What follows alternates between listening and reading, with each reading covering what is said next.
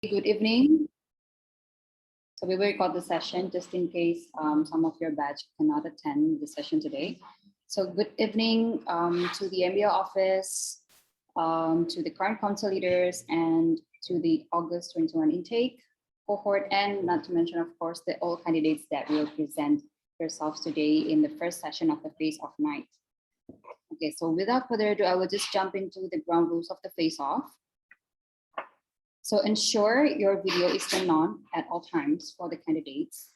If there is any technical issue or hiccup on your end, which seems to be isolated to the person in question or a combination of the above, there will be no do-overs. But if there are extenuating circumstances, the situation will be assessed on case-by-case basis and a decision will be made by the election committee. The second one, your manifesto or any other visual aids are not to be used. You should use the spoken word and your speech to influence people.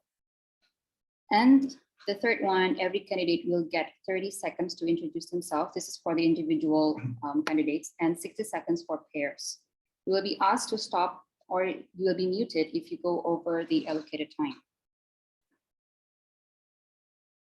And you are all given up to, but no more than 1 minute to respond to each question. So please do it there to the time limit so as to ensure the face-off session does not overrun. We want to finish the face-off session timely. And the session will be organized sequentially by group. So we have shared the face-off order with you guys. And you will be fielding questions from your cohort, the MBA Programmes Office, and the 38th Students Council leaders.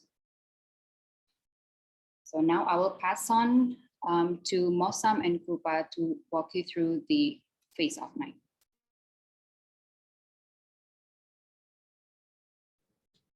Okay, hi guys. Hope everyone's doing okay. So just some ground rules for the Q&A segment, right? Okay, so so first off, we've got this SEI Club, Sustainability, Ethics and Impact Club. We have 2 pairs running, Nishant and Joanna, and also Gaurav and Avery. Okay, if you guys are all ready, now let's welcome Nishant and Joanna. Okay. Hello, good evening, everyone. I'm so glad that we have this chance to deliver why we are running for SEI via our 4 Ps. First, we were leaders of the volunteer department, and we held CSR program and financial upliftment during our personal and study life. And also we have experience in mentoring of many employees. And during the past few months, we held 9 STTC events, which shows our passion and practice. Now, Nishan. Based on the above activities that Joanna mentioned, we have developed partnerships with corporations, global NGOs such as Net Impact, alums, as well as cohorts. Now, our plan is consisted of 4 parts, that is self-learn, industry awareness, volunteering, as well as case competitions. Now, since we last created our manifesto, we have made some tangible progress to our plan, both for long-term and short-term. So please do ask us about those 2. Thank you.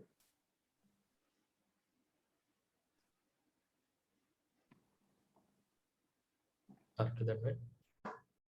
Okay, thanks, Nishant and Avery. All right, next up, we've got Gaurav and, Nishant and Joanna. Nishant and Joanna. Next up, we have Gaurav and Next up is Gaurav and Avery. Hi all. Okay, my introduction. While we are in the midst of the biggest threat to humankind, that is rapid climate change, and we are also experiencing the greatest economic transformation, where financial institutions are fighting climate change by funding sustainability. I believe SEI Club must be transformed to be a platform that provides necessary knowledge as well as career opportunities in this space. Hi all, I'm Gaurav, with over 7 years of working experience in this space of sustainability and a passionate heart. I can help facilitate this transformation. Thank you. Pass on to Avery. Hi everyone, this is Avery. So like Gaurav, I also have a heart for sustainability. The word sustainability does not only describe a lifestyle of reducing, reusing, and recycling, but also professional attitude where industry leaders like you guys try to optimize carbon footprint while reaching business targets. So want to learn more? Please join the Knowledge Series, Career Talks, volunteering activities that we plan to prepare for you. Thank you so much.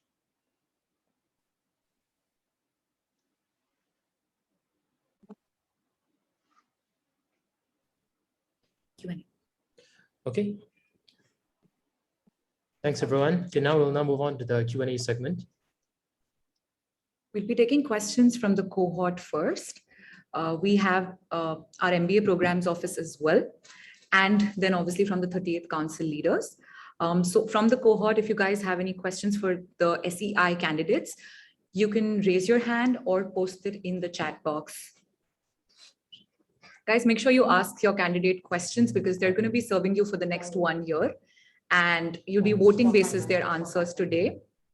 So any questions?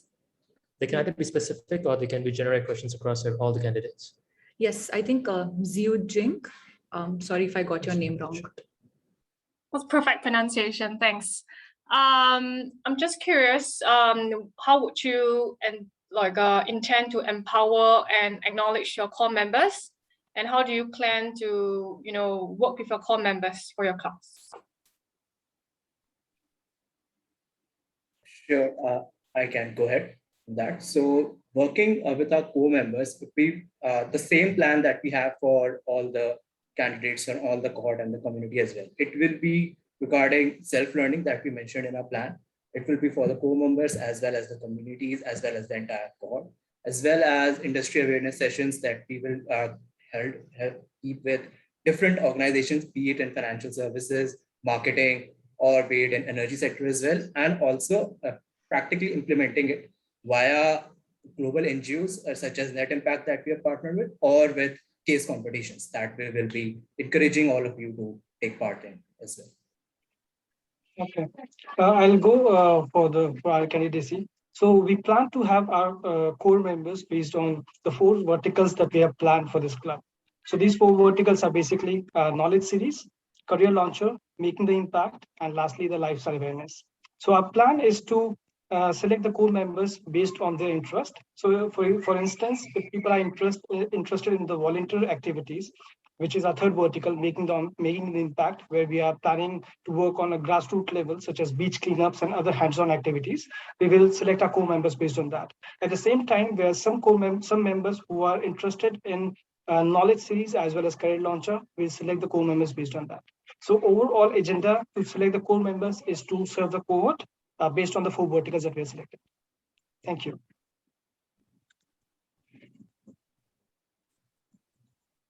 Thank you guys for your answers, and thank you, Ziu. Anyone else from the cohort? Do you guys have any questions?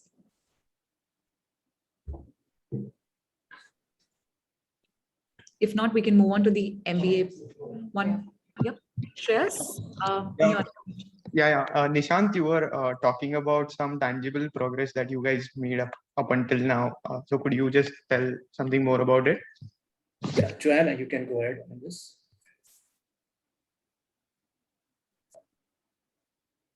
I'm sorry. Yeah, Joanna, you can talk about the progress that we have made. So the question is about. No, in the video, I think Nishant was talking something about you guys have made some tangible progress from manifesto, and you told us to tangible progress. Okay. So first, now we have made a connection with Net Impact. This is a global NGO that uses the MBA skills to solve social and environmental causes. And I have got connected with the global CEO of this organization, and we are planning to set up a NUS chapter under SEI Club. And also this global CEO could deliver some ESG investment class, also some speeches in the future. This is one of our plans, Nishan.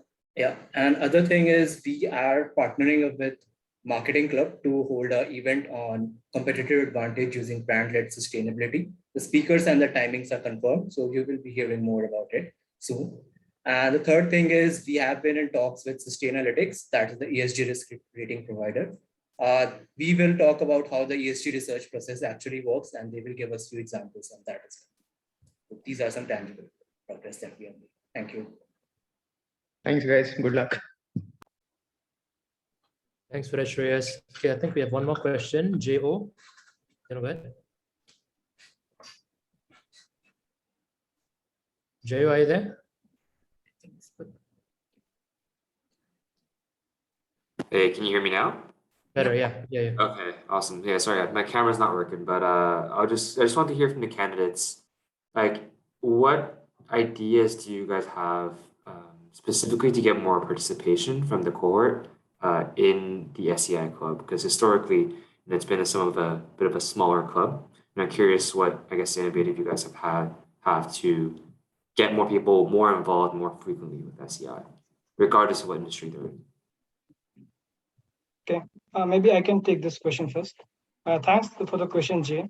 So we do recognize this, that the participation in SEI club has been limited, and that's one of our focus to improve upon. So what our plans is that while SEI club, the core of SEI club will still be the sustainability as well as the lifestyle awareness, but this time around, we want to focus on the knowledge enhancement about the subject for our cohort.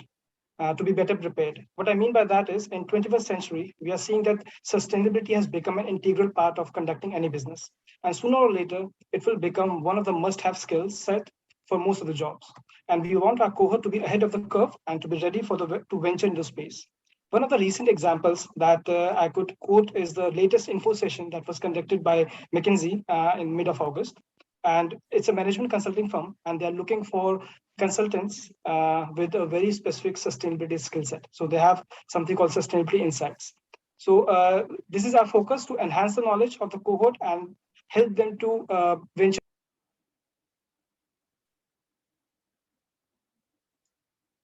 Okay, so I can go ahead for us. So sustainability is integrated with a lot of industries and organizations, and it's not just finance as well. It's about marketing, consulting, energy, healthcare as well. And what we are planning to do is build awareness about all these integrations, either through self-learning, in which we'll encourage people to actually read about case studies, share case studies by taking advantage of NUS libraries and databases, as well as conducting events like we are doing with marketing very soon, to actually know that sustainability is affecting all industries all across the world. So once we get the awareness built up in the cohort, and also a way to actually implement this practically, either via case competitions or via volunteering activities or via volunteering consulting activities as well. Like we are partnering with Net Impact for this purpose as well. So this is how we are actually going to build up the awareness within the cohort and boost up the attendance as well. Thank you.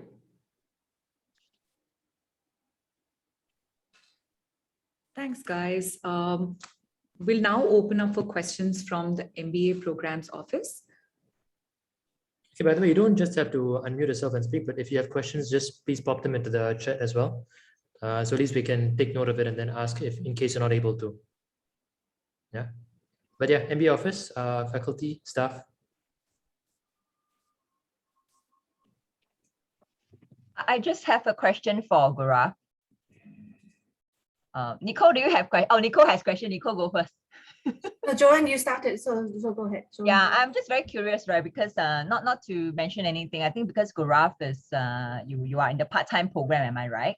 Yeah. So just wanted to understand, right? How I mean, as a part-timer, you are also quite busy with your full-time work, and then of course you have your time that you need to study. I just wanted to understand how sort of a commitment are you able to sort of like give to the club itself, and of course, right, to the cohort. Sure. Thanks, John, for the question. And I was expecting this question actually. First, I think everyone has their own commitments. And for instance, even full-time students have their more academic pressure, job hunt pressure, etc. Speaking for myself, I'm a self-motivated person, and I think I'm quite organized, and I know I can handle both. Furthermore, I wish to highlight that these claims that I'm making are backed by my work during STTC, where I worked on multiple events, including Club Fiesta. And with my interaction with other cohort members, I also see they recognize and appreciate my deep involvement and commitment to the club. Lastly, what I can say, what keeps me going is a passion towards sustainability. I'm deeply concerned about climate change, and I've been trying to contribute to my work. So I think I can translate that in the club as well. Thank you. Thank you. All right, is it my turn to ask the question? Please Yes. go ahead. Okay. Yeah. I think it would be useful for all of us if you could each summarize for us, what are the differentiating factors for each of you, each team, so that we can make a better choice. Just very briefly. Yeah, so I can go ahead first. So our differentiating factor would be to actually increase learning opportunities and upskilling ourselves by building awareness and by providing resources to actually read about them themselves, like self-learning and awareness. And that's going to be our key point. And the learning part will come from practical implementation as well. And for that only, we have partnered with Net Impact to provide volunteer consulting services, so that we have an outlet for us to actually implement what we have learned. It's not just about learning theoretically, but as well as experientially and practically as well. So this is how we are going to actually bring about differentiation. Okay. Thank you. Thanks. For our candidates, We haven't heard from Avery at all. Do you mind if she answers this question? Sure. Yeah. Avery, go ahead. Sure, I'll take this question. First, thank you for the question. It is a great question indeed. So what differentiates us first is the focus and passion. So we believe our team is very passionate about sustainability. We have worked on the STTC, worked on the Fiesta event from the very beginning. Also, we both have been very focused on SCI Club. So second differentiating quality is that our access to resources. So Gaurav is part of Singapore Environment Council, and he has worked as an enabler and advocate sustainability. He has an experience of 8 years in that area. So as a team, we have accessed a lot of more resources from volunteering mechanisms to government and private stakeholders, which can be instrumental to steer the club. That's all from me. Thank you. Thank you very much. Thank you, Nicole, Joan, and all the candidates for SEI. All the best. Next up, we have Sports and Wellness Club. We have 3 candidates for Sports and Wellness. Remy, who's going for the president, Angel and Shaurya, who are gunning for the VP position. We'll start with Remy. Are you here? And yes. Could you just hold on for a second? We're just spotlighting you guys so that the candidates.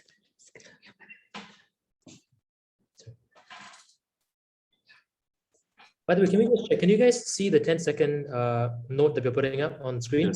Yes. Yep. Yeah. Okay, good. Perfect. All right, Remy, the stage is yours. Thank you. Good evening, everyone. I'm Remy, full-timer running for Sports and Wellness President. You may have known me on campus for sharing some sporting activities such as football, frisbee, tennis, table tennis, or badminton, but also through the Sports and Wellness STTC event, which I helped organize the NUS Olympics, and I also helped during the club fiesta. So I hope that all of you had time or chance to watch my video or read my manifesto. So if there is any point that you need to be clarified, just feel free to ask me today. And don't forget to vote for me on Sunday. Thank you. Guys, for the ones who are running solo for the positions, please keep the 30-second time limit in mind. Next up, we have Angel, who's going for the Vice President of the Sports and Wellness Club. Hi, everyone. I'm Angel, and I'm running for the VP for Sports and Wellness Club. And my ultimate goal is to bring physical and mental health to the cohort and make our MBA journey less stressful and more joyful by organizing diverse sports activities suitable for everyone, both male and female. And I believe we can have a lot of fun, boost our energy and muscles, and get prepared for our challenges. Thank you. Thanks, Angel. Next up, and the last candidate for the Sports and Wellness Club, Shaurya. Thanks, Mosam. Hi, everyone. I'm Shaurya Thapar. I'm a part of the full-time MBA cohort, and I've been a sports and wellness enthusiast all my life, and it's played a huge role in the kind of person I am. So I'm here today standing for the post of the Vice President of the SNW Club. I really hope to be able to serve the entire cohort and bring my love and passion for sports and wellness to each and everyone's MBA life. Thank you. Thank you, Shaurya. We'll now open the floor for any questions from the cohort. Guys, you can also put it in the chats. We're tracking the chat just to make sure none of you missed the questions. That's a question. Yeah. Cherry, can you unmute and ask your question? Yeah, thank you, guys. I have a question for Angel. So how do you think you are different from the other candidates? I saw you are the only female running for this club. Yeah, thank you, Cherry, for question. So first, I'm already on campus, so I can organize the events like immediately for the cohort. And second, compared to other candidates, I'm not a professional athlete, but a girl who likes to do different kinds of sports to relax and to keep in shape. So I fully understand there are many like people who are not so good at sports, but prefer like low intensity sports. So I aim to like organize more diverse and balanced sports activities besides popular ball games like Zumba, yoga, hiking, and so on. Thank you. Thank you. Thank you, Angel. Then next up we have Jean. Yes. Hi, hello everyone. Yeah, I just want to check like how often do you plan to organize the sports events? So I'll take that one.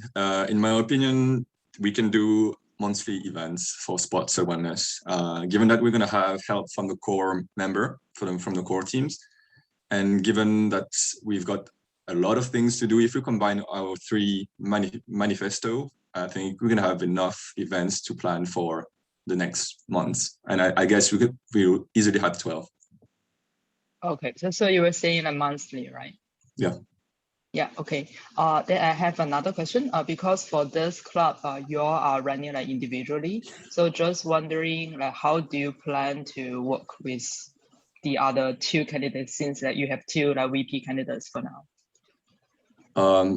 So if I understand your question, like you asking me like which one I would prefer, or no.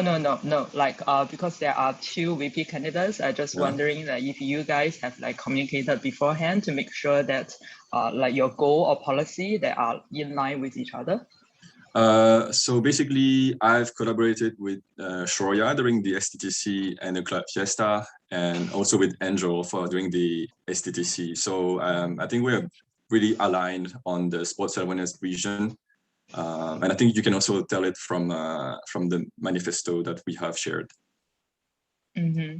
Yeah, and just to add on to that, so we have worked together in STTC, and we sort of already have a core team in place that we've worked across the STTC programs. So I'd say we're all on the same page when it comes to serving the entire cohort. All right. Okay. Yeah. Because I'm just a bit concerned on the frequency, because I would like this kind of events to be as frequent as possible. So yeah. All right. Thank you. Thank you, Jean. We have a couple of questions in the chat as well. I'll take one up for you guys. We'll try and do one question for each of you guys so we can cover more. So I think this question is from Steve. How do you plan to keep the sports activities engaging given the uncertain COVID restrictions? And I'll just kind of combine that with Vishal's question. And how will you ensure social distancing measures when you have your events? Because this is a pretty important space. So yeah, can I have this one? So we are aware of this situation, but there are still some ways we can do the sports activity. So on one hand, we can have online events like online workout, HIIT, aerobics, or yoga. And also on campus, we can book badminton, table tennis, like tennis facility. As long as we are like fully vaccinated, like people can all join. And also under the current situation, so outdoor activities are limited to 5 people per group. So maybe we can still plan some hiking or cycling events within this limit. Yeah. Thank you. Thanks, Angel. Shaurya, Remy, do you guys want to take this question up, or should I move on to the next one? I think yeah. We have a lot of questions. We have a lot of questions. Thank you guys for being so interactive, all the audience. What is the biggest event you have in vision for the coming year? How is that going? What is that going to be like? And this is from Yiji Wang. So I can take that one. So of course, in sports, I do plan to have fun events, health events, but I think there's one thing that's not talked about much is careers in sports. So I know that a small number of the population of the cohort will be interested in sports, but there are people who are not that interested in sports and wellness. So I plan to collaborate with different kinds of clubs, be it consulting, entrepreneurship, technology, and actually bring in speakers from these backgrounds so that anybody who's interested in the sports industry can also have a chance to explore that path. So I think that's something that I plan to do differently than just the general things. Okay, last question from the cohort. I'm sorry, guys, we have to kind of keep a check on the number of questions we take for each club. This is a good one. How do you plan to include the people who have still not reached Singapore? Yeah, I think the VPs might want to take this one. Yeah, so so I think me being one of the people who has not reached there. So this has become the new normal, right? The Zoom. So I think with the STTC events that we did, of course, they were not easy to conduct, but we had a very good turnout and we would actually do it seamlessly. So I'm pretty confident on all of us in the core team of the sports and wellness that we will not have many issues. Of course, the physical sports and wellness, that will have to wait. But I think what we've seen so far, I have confidence that we'll be able to conduct everything over Zoom for everybody who's involved.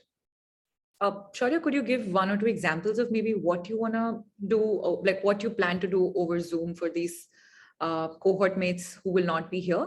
Do you have anything in mind?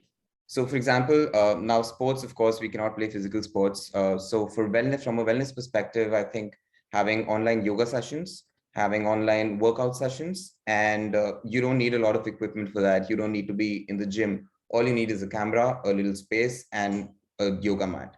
So with minimum amount of stuff needed to do any kind of sessions over Zoom, where everybody feels included, that's the kind of stuff that I have in mind. Awesome. Thanks, Shaurya. We'll now move on to the MBA Programmes Office. If you guys have any questions. Joan, Eileen, Nicole. Not for me. Pass. Okay, I think Vishal is online, who is the current VP of the Sports and Wellness Club. Vishal, do you want to give them a tough, nice question? Just the last one before we let these guys go. So I already asked something about the social distancing measures, but this one is for Remy actually. You have two different candidates for VP's position, and if you had to pick one of them, who would you pick and why? All right, so I was expecting that question and I decided that I shouldn't influence the vote since I'm running against no confidence. So I'd rather not give any hint on who I would prefer to work with. I have worked and collaborated with both of them, and just bear in mind that we are all compatible. That's great. Thanks, Remy, and thanks everyone. All the best. Thank you. Thank you. Thank you guys for answering so candidly, and all the best. Next up, we have the Diversity and Inclusion Club. We only have one pair running. Some kick-ass women, Anmol and Alexandra. Do you guys want to introduce yourselves to the cohort? Yeah, should we just wait till we're spotlighted first, or should we just start? You can just get started. Okay, great. So I'm Alex, and I'm running for VP of the D&I Club. I'm a co-founder of an interactive art studio where we really focus on giving a platform to people from underrepresented communities. So D&I is one of my great passions, and I really hope to bring that to the events at the NUS MBA. Hey guys, I'm Anmol, running for the president of the D&I Club. Alex and I are both strong feminists. We believe in diversity and inclusion. We've had corporate experience with these topics, and within the club, we wanted to be a learning space for our entire cohort, and also as a platform to connect with like-minded professionals across industries, so consulting, finance, everything, people who are in the space of diversity and inclusion. We want the club to be a platform for them, and that's what we want to see in the club going forward. Thank you. Awesome. Thank you, Alex and Anmol. We'll now take questions from the cohort. I know Kabir's already raised his hand. Kabir, you'll just have to wait for a couple of seconds until we get done with the questions from the cohort, if there are any.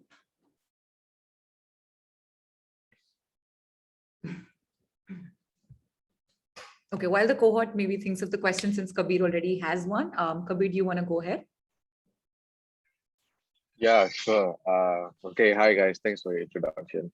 Now I have a few questions actually, but I will pause in between to let the cohort ask questions. So the first one I have is, as a DNI club, it's understood that you promote diversity and inclusion in all aspects of.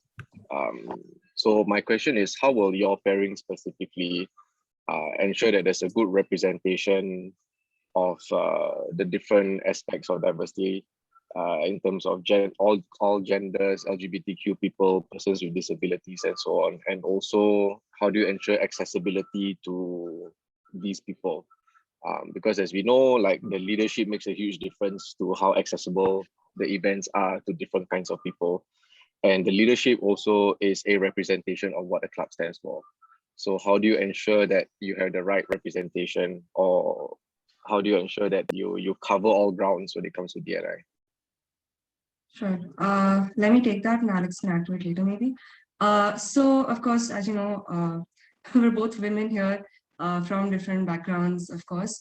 And because a lot of our discussion around diversity and inclusion is focused on, women and minorities in business, I think that's a good start.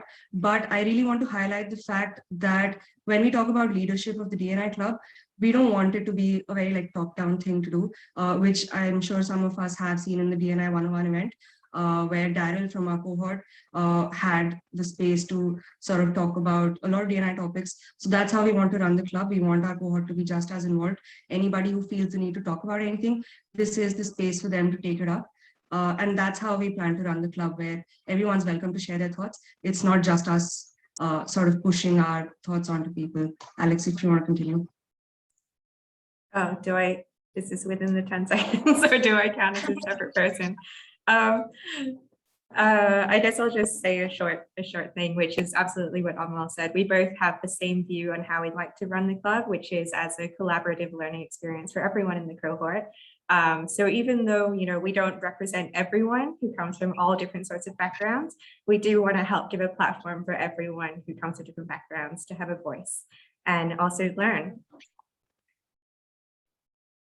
Thank you, Alex. Anmol.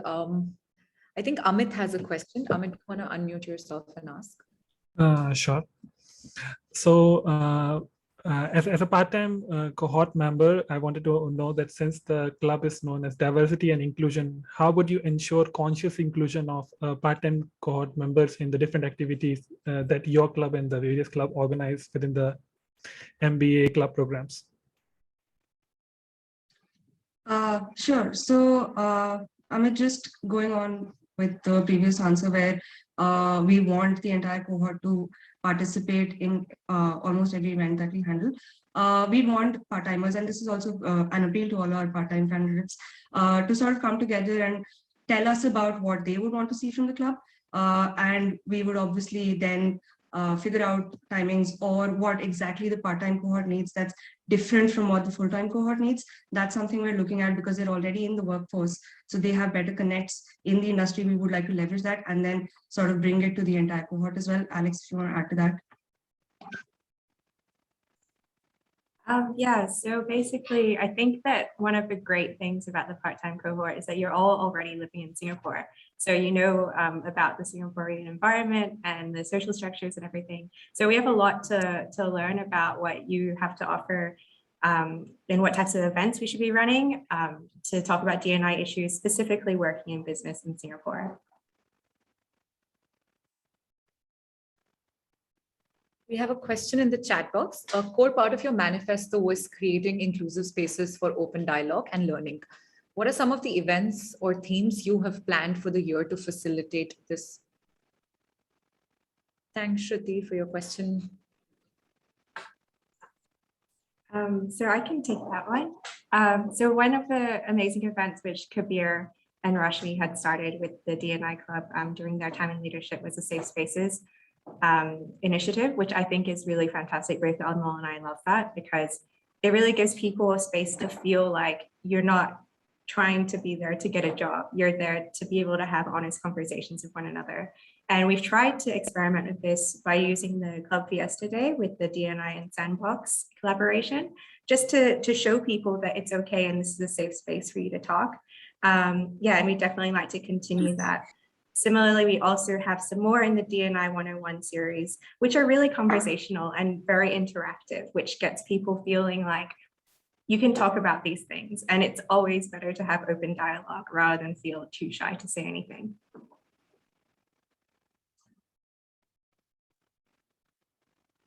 Okay, I think, Kabir, do you have any other questions before we move on to the MBA Program Office? Yeah, I have maybe one or two more questions. Okay, so one question I have, and this one is quite, I think is quite important. So, I mean, when it comes to DNI, you know that some of the topics that we discuss are things that people don't necessarily agree with personally or for their own reasons. So my question is, when it comes to certain topics, how do you plan on finding that balance between doing an event that raises awareness on this topic and educates people on this topic, but at the same time doing it in such a way which people don't take offense with the topics that are being discussed? And more importantly, not only do they not take offense, but how do you encourage them to participate in these events? You know, for DNI, the challenge is a lot of times you're preaching to the choir. The people who attend DNI events are those already interested. So how do you plan on getting the interest from people who disagree with certain things? So I think most importantly, the way we want to run events, and again, that was seen in the DNI 101 event as well, is we don't want to sort of establish facts. We just want to give people things to think over.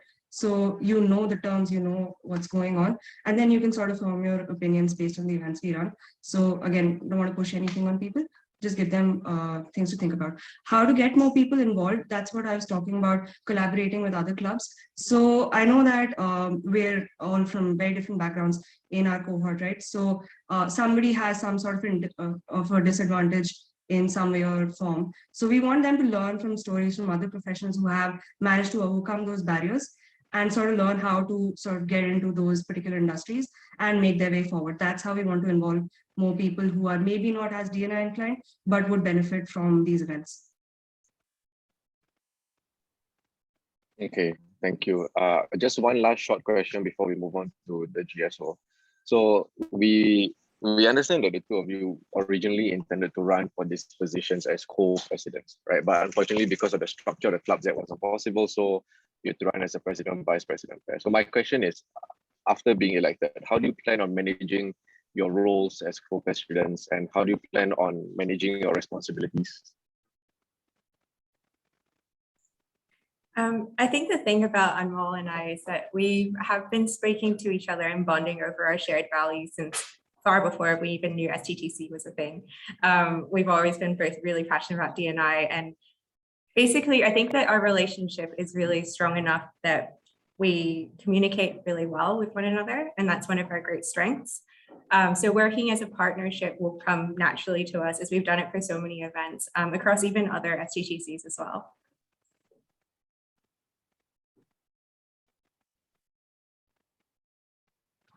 Awesome. Okay, thank you. The MBA Program Office, if you guys have any questions for Alex and Anmol. Okay, I'll ask. So, I mean, a DNI club, I suppose, is not the most popular of all the clubs that we have. So I want to hear your takes, right, on why is DNI important? How would you attract people to this club and your cause? Right. Thanks, Nicole. So, like I've mentioned, we are planning to sort of go the industry way for DNI, understand why industries have started valuing these concepts lately and how they're implementing these. So for that, we're in talks with a lot of professionals, some from consulting, some from FMCG, some from healthcare. And we want to have events with these speakers to sort of understand how these global companies will then integrate DNI into their hiring.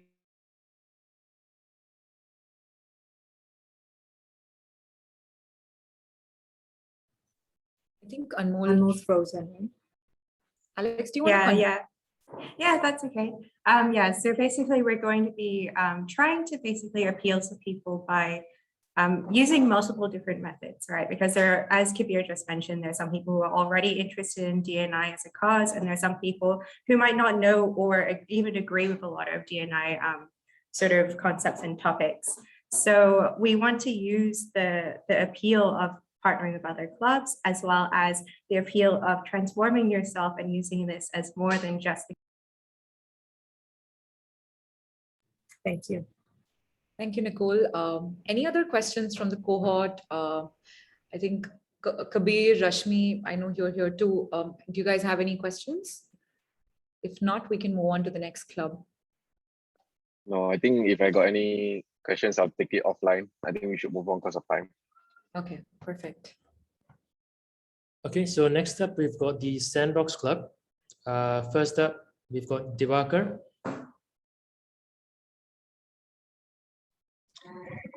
Hey everyone, I'm Divakar from Singapore, running for the president of Sandbox Club. So there are various clubs that help you to build skills and network that complement the learning at classrooms. However, I strongly believe that Sandbox is the only club that actually completes the MBA experience. We just don't want to be better consultants, better managers, or better founders. We want to be better humans. So for more details, check out my manifesto or drop me a message. Thanks.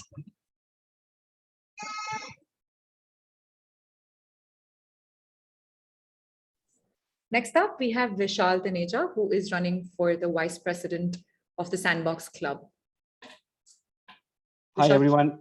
Hi, everyone. Good evening. My name is Vishal, and I'm running for the position of vice president Sandbox Club. I'm a part-time MBA student and a full-time sales professional. In my 7 years of work experience in different industries and geographies, I have realized that the secret ingredient of career success lies in the professional skills. And I believe it's critically important for all of us to understand that in the Sandbox Club, everyone will be a teacher, a learner, and a leader all together. And with the motto of grow together, I want to be the enabler.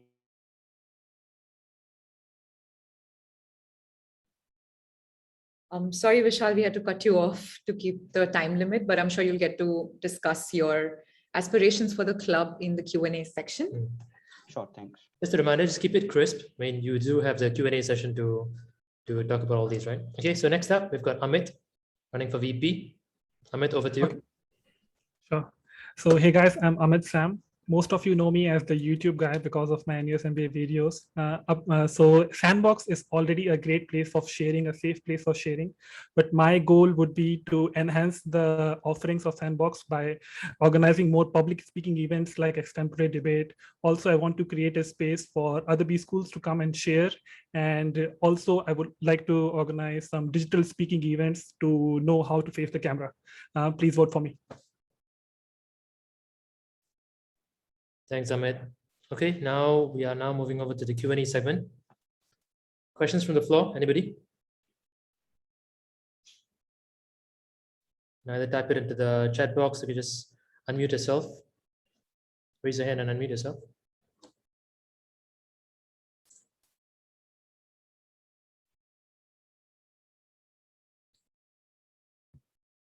Nobody. The MBA Program Office, if you guys have any questions while the cohort still thinks about what they want to ask from our candidates.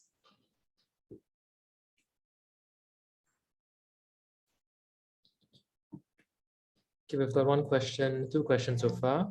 Maybe I can ask. Oh. Okay, but Daryl raised his hand, so Daryl go first. Oh, okay. Should I go first? Yeah. Oh, okay. Sorry, let me turn on my camera first. Okay. Yeah, sorry. So I just wanted to ask, right, and I hope it's not too difficult. The thing is, so like I think for myself and maybe a few others, right, what Sandbox represents isn't very clear. So I'm just like it's open to everyone. How do you have in mind to kind of like package Sandbox so that people understand what it is, so that we can be a bit more like, oh, okay, I know this is what I'm going to be engaged in. Okay, I think I'll take the question first. Daryl, thanks for that. As you said, Sandbox is a very in a way, it's a very fungible club. When I spoke to Nidhi, who was the past president, we realized that the club never had a very solid structure or, so-called framework. Rather, it was always fluid and it always met the needs of the cohort. In fact, in the same spirit, that's what I vision that we are going to take the club for the next 1 year. In fact, if you refer to my manifesto, there are four ways that I want to achieve the mission. And these are also what part of Amit and Vishal's manifestos, right? How they want to achieve this. So in a way, I think we can actually collaborate and come up with a proper framework that will benefit the entire cohort. Yeah, thanks, Daryl.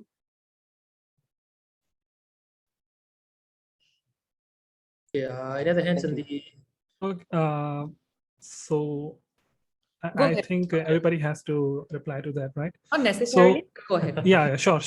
Okay. So how I understand Sandbox is it completes our MBA experience, but to broadly classify the activities, there will be like sharing activities where you know your peers and you know the other outside world and complete your experience, and also some public speaking activities, which will also make you a true leader, because that's what you have to do when you go outside and represent NUS MBA.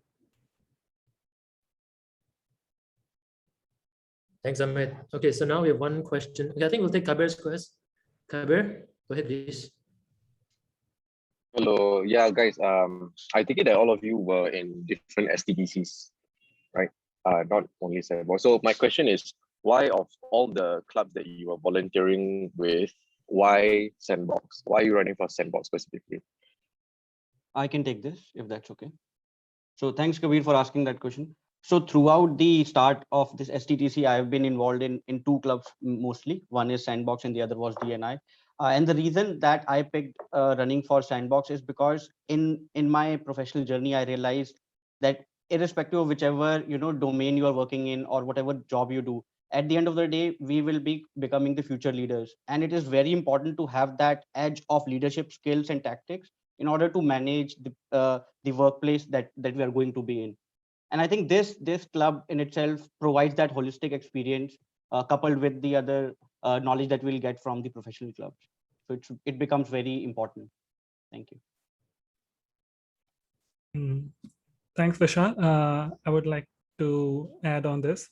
So I have collaborated with more than 30 people over last 1 year, and that's how I do my side gig over weekends. I collaborate with a lot of people, and when I heard about the Sandbox Club, that's exactly matching with what I truly believe in, is collaborating, learning from others, and sharing to people all over the world. And that's my vision for the club also. Yeah, I think I'll add in my part as well.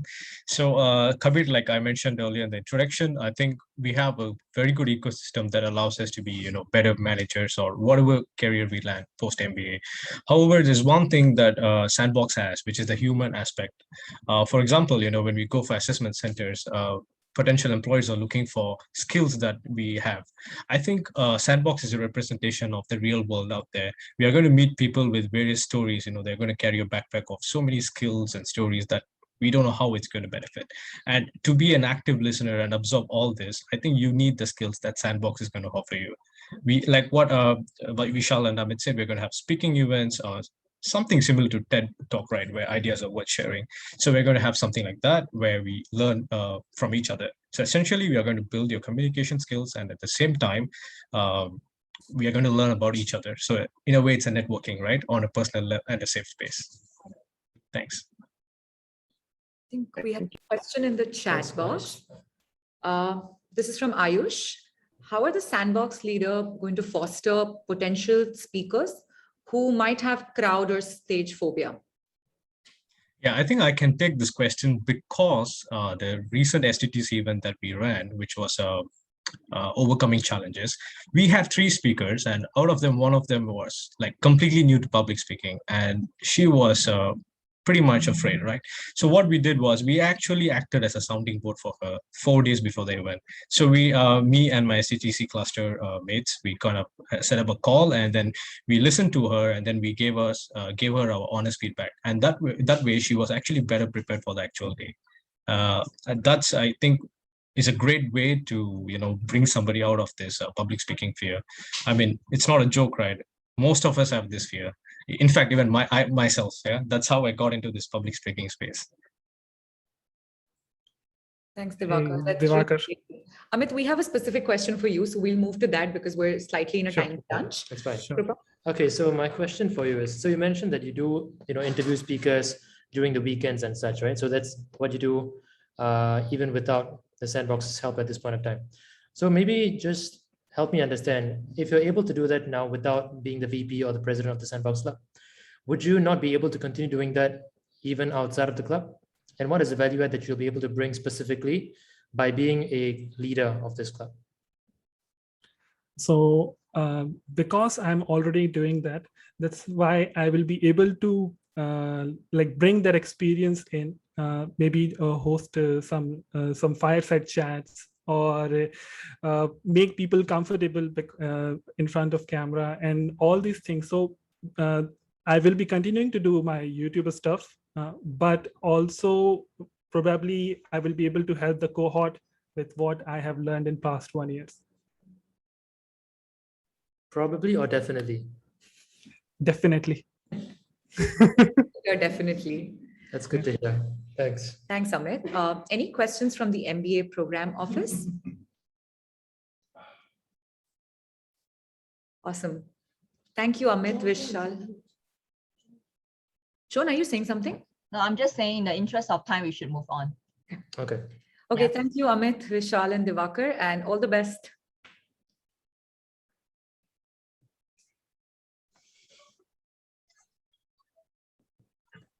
So the next club is a personal favorite for obvious reasons. The consulting club. Since Krupa and I are here, it's very close to our heart, and the candidates should be expecting some tough questions. But before we get started with the Q&A, we'd like the candidates to introduce themselves, and we'll start with Shubhashruti and Yongjing.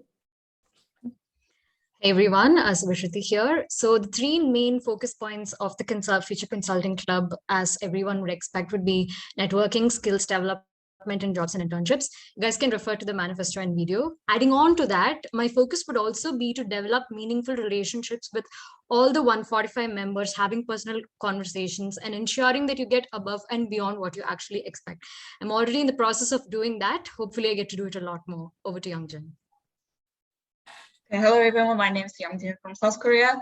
Prior to MBA, I worked in the business development as a renewable energy firm in South Korea. I'm interested in sustainability consulting and have an electronic engineer certificate and industry experience.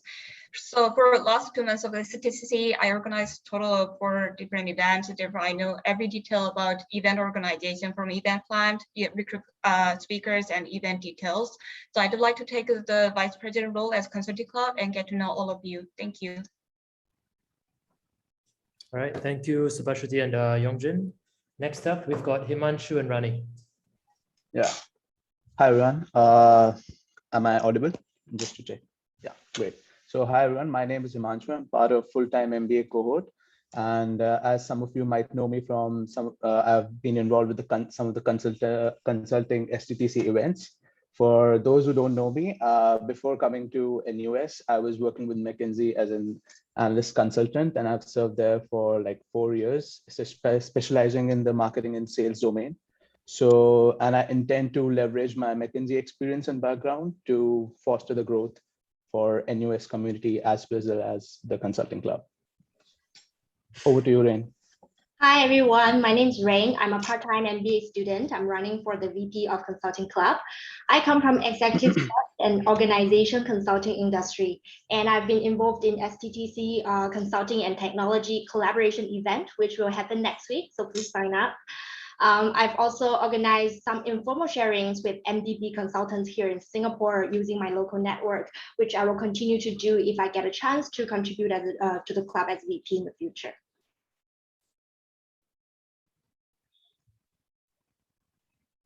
Okay, thanks guys. So now we have the last but not the least pair. It's Daegyeon and Email. Apologies if I got the pronunciation wrong. Yeah, days okay. Okay, so let me start. So hello everyone. My name is Daegon Kim. Yeah, you can call me Dae. I'm from South Korea. I have 5.5 years in experience in consulting. So from those experience in consulting, I understand how fascinating the consulting is. So I want more people to join and share and know about more fascination of consulting industry. Thank you. Over to Amanda. Hi everyone, nice to meet you here. I think most of you have already known me. My name is Amanda and I'm from the full-time cohort. I'm running for the vice president of the consulting club. I have more than 5 years experience in PE and VC investment, corporate strategy, and M&A. So I think I can leverage this in the consulting in the future. I'm also took a consulting internship and did several consulting projects before for the NGOs in China. So if you're expected to us, please vote for us.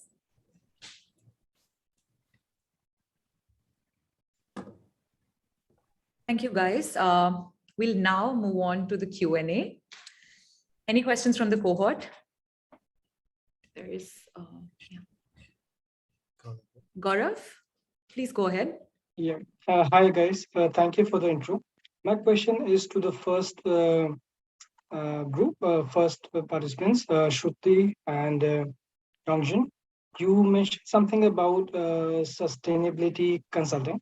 So I just wanted to know your point of view on, are you thinking in terms of collaboration with the CI Club at certain point about consulting, since we are talking about a lot about impact consulting and this space. So any thoughts about that? Yes, absolutely. So I think we were speaking about collaborations with the Sustainability Club. And as you had mentioned, I had also attended the McKinsey Sustainability event. So bringing about a lot of awareness through, leveraging both the club memberships and the passions of people, we can ensure that, a lot more people are interested, because this is also a very niche area, as you had mentioned. So this is something that we wanted to specify. To add on, I know some renewable energy case competition is being held from September. So for that case competition and the sustainability concern. Excuse me, can I add? Can I take this question? You'll have a lot more questions. Since this was specifically for Shubhashruti and Yongjin, we'll just move on in the interest of time. Maybe you can take this one, guys. How do you intend to contribute to the club if you do not get elected? So can I take this question? Yeah. Okay. So yeah, of course, there's a possibility to lose in election. So in that case, of course, we would like to contribute in the consulting club still as a core member, if possible. Yeah, of course, it's up to the president and vice president, right? Yeah. So as I mentioned, so my motivation to run for consulting club is I want everyone, some more people to know the fascination of consulting industry. So I think that could be also continued as a core member and, as just a person. Himanshu and Rain, Shubhashruti, do you guys want to also give your... Sure. I was just waiting whether we can continue on this. So, okay. So as Day said, I think this time around, we have a new concept of the core team. So obviously we'll leverage that.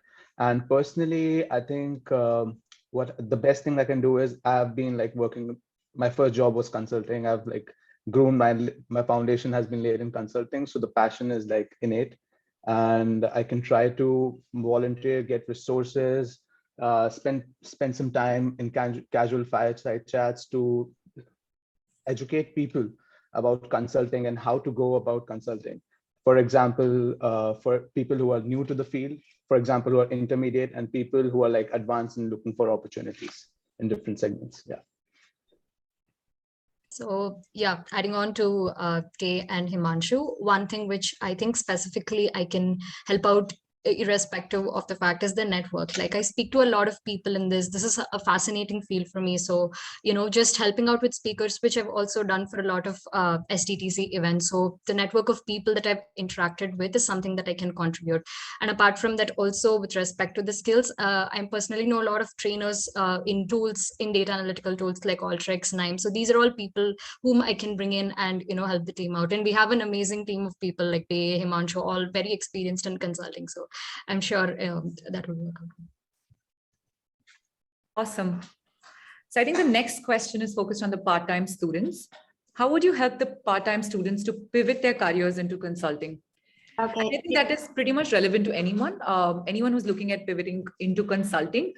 Do you guys have anything specific in mind that would help them? I can do this because I think I'm the only part-time student in this room. So I think I've been speaking to many part-time students, and one of the key pain points that I've gotten from them is that they have extensive industry experience already, and they are not ready to start from scratch for consulting as an analyst, for example. So a key differentiative factor that we have is to promote niche consulting areas, because many of us come from healthcare or energy or sales and marketing. So there are niche consulting areas that we don't want to overlook, and we don't just want to focus on strategy consulting per se. And we hope to be able to create such opportunities for part-time students. And also, I think for many part-time students, they couldn't do any internships, so they're kind of put at disadvantage. So we hope to maybe have some certain consulting projects or events that they can actually have some hands-on experience. Thank you. I want to add on, Ring just said, we have already talked with a lot of the part-time students in the past few weeks. So for me, we have a really tailored plan for those who want to break into the consulting industry. Me and Dey, we have organized like a series events to help them introduce the whole industry step by step, especially for those who have already experienced in a lot in their own industry. They want to have like the consulting mindset or framework to help them leverage the past experience into their future career. So that will also be a really important focus for us. And also a lot of the part-timers, they want to know more about the general industry knowledge. And we also have consulting at a glance, which is really suitable for them to have knowledge and also experience from our leverage network from higher level in consulting companies. Yeah, I can go next. So the two things which is a repetitive theme with respect to the part-timers is senior manager roles and, at a higher experience level. So I think another trend that I had noticed was the part-timers themselves have a lot of experience and they have a big network in Singapore. So leveraging these two, I think we can make the best and, ensure that they're able to enter their career at their stage. And I'm also in talks with one of the part-time students to actually have such an event planned maybe sometime in October or November. So let's see how it pans out. Yeah, Mosam, you had a question. Yeah, so I think we'll move on to the MBA Program Office. I think at least on the top level, we've tried to combine questions. You guys can always respond on the chat like Fred mentioned. If you want to address your cohort mates questions, just for the interest of time, we'll move on to the MBA Program Office if anyone has any questions. No further questions from me. I pass. Oh, good. Okay, so it comes to us now. Krupa, do you want to go first? Okay, let me warm you guys up first. Okay, so I've got a question here. So a consultant in many ways is synonymous with a leader, right? Who is pretty much adaptable and flexible in any situation. So what are some essential skills of a consultant that you feel you lack and will affect your leadership ability during your tenure here? Sorry, the skill set that we lack, right? That's right. So what is that and how will it affect your leadership ability in the club here?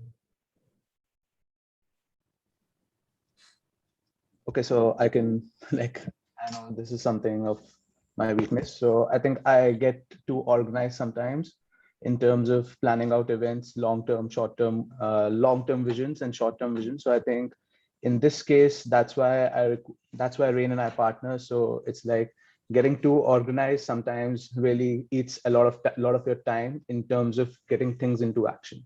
So I think this is one of the aspects that rain, as especially in the past 2 weeks, have really helped me in turning my plans into actionable steps. So I think this is something that could, but I think we have compensated that with our partnership. Yeah, maybe let me just add on. I think for me, or should I pass to the Yeah, we just do one candidate each at least, and then we come back to you guys. So maybe Shubha, Shruti, Youngjin, one of you guys, and then maybe I can take this question. Okay, also because I worked in the sales industry before the MBA, so sometimes I proceed, but I sometimes I miss some details. So I know my weakness. That's why I'm comparing with subsidiary from the consulting industry, and I know this weakness can be a great point as well, because I initiate things, because I start things. And I think because I work in sales, I like to talk to people and I like to know what people want. So that can be a good way to know what consulting members want and to reflect the needs to organize the event accordingly. Okay, so if I understood the question correctly, so let me just recap once again.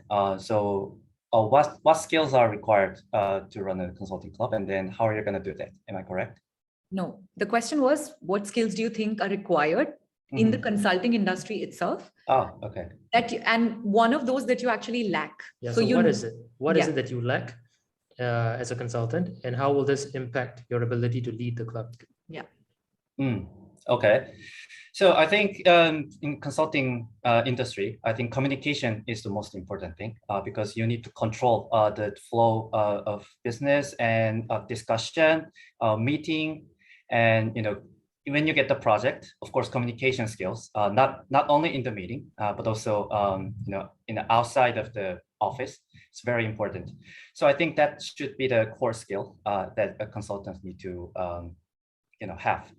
So in that sense, I think so kind of I'm lacking a little bit of English. Of course, I'm confident with the communication skills, but in that sense, I need to improve some of the expressions and to be more persuasive on the English. So yes, in that sense, we need your help sometimes. Yeah. So please understand first, and let me improve myself, and Amanda as well. Yeah. Thank you. All right. Thank you, guys. So the next question's from me, and any of you guys can answer. Let's just limit to one answer from each campaigning pair. So the question is that you have an event coming up, and you've obviously done a lot of hard work. You've brought in speakers, but by the time you finalize these speakers, you had 4 days to the event. I think some of you might have, this is something which has happened with our STTC, which is why I'm bringing this question up. You have 4 days to the event, and as a club leader, you have your organizing core team, right? And they've worked really hard, and they're telling you that we want to go ahead with the event. What would you do, and how would you handle that situation? You have 4 days to publicize and get registrations enough for an event that has 7 to 8 speakers, high-profile speakers, and your core team really wants to go ahead with this event. Would you go ahead with it or not? And if you don't, how would you handle that, making sure that the core team is not sort of demotivated? Oh, should I start first this time? Okay, so first time, I will try to make a schedule first. Of course, because we have like potential 7 to 8 high-level speaker. So I don't want to miss the opportunity. So we will make a schedule, very detailed. Of course, the schedule is drafted by me and Amanda first, but of course we will discuss with our core member as well, because core member is participating in a high proportion. After that, I will make a person in charge, and then on the communication side, reach to speakers, it's one, and the second one is reach to our cohorts and gathering members, that's 2, and then the third one is preparing for the meeting schedule. I mean, within the meeting, yeah, we will need to prepare. Yeah, so briefly speaking, yeah, that's it. I'll just reiterate my question here. The decision that you have to take today, it's already happened. You've done your schedule, you've done everything. The decision that you have to take is whether to, one, go ahead with the event or not. If not, how do you make sure your core team is not demotivated? Just to reiterate, Himanshu, Yeah. again, if you guys Yeah. want to next.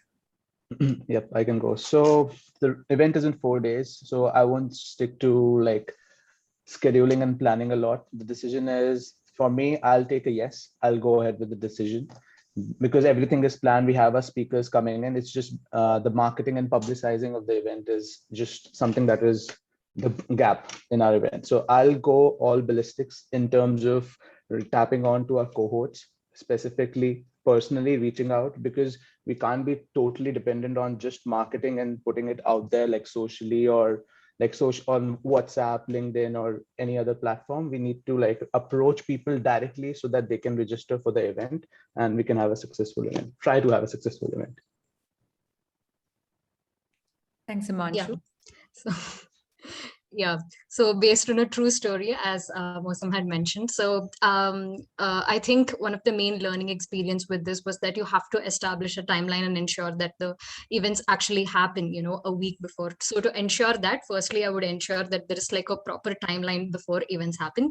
Now, moving on to the question as to whether, so it really depends on the availability of these speakers, because as you had said, there's not enough time to publicize. So the first step would be to reach out to speakers with like maybe a little bit of more time, and if that is possible, then amazing, right? Because we get the best of everything. We're able to do the event, we have a lot of time, we can also bring about a lot of awareness about the speakers.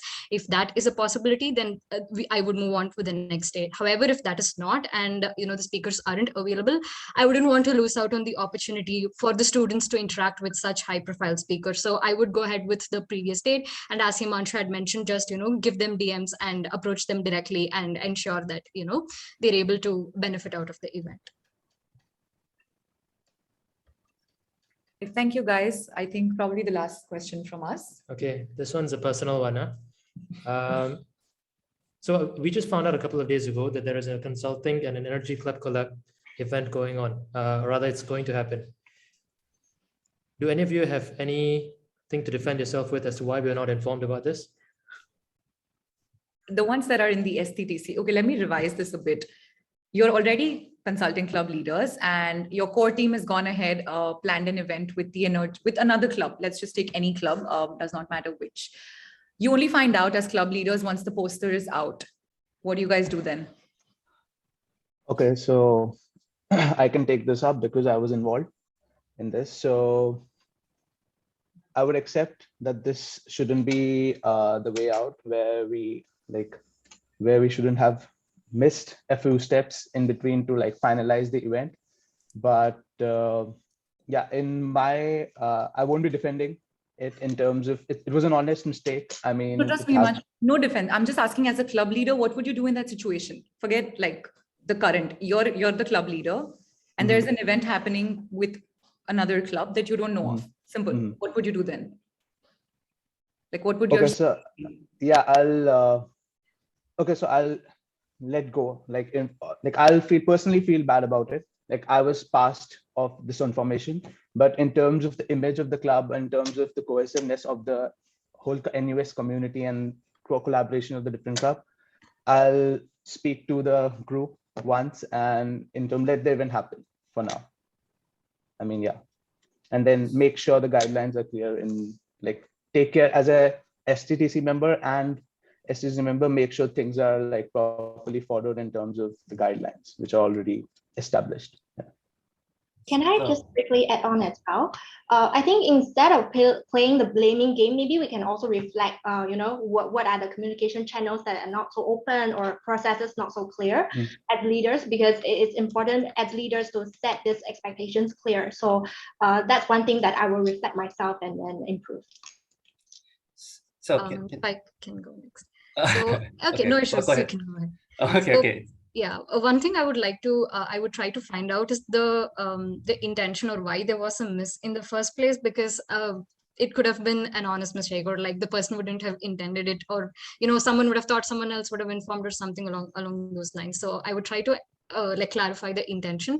It would offend me personally, like that's completely natural, I feel. But to ensure that that doesn't happen, I'll try to analyze the root cause and make sure that that doesn't happen going forward and everything is kept on the loop.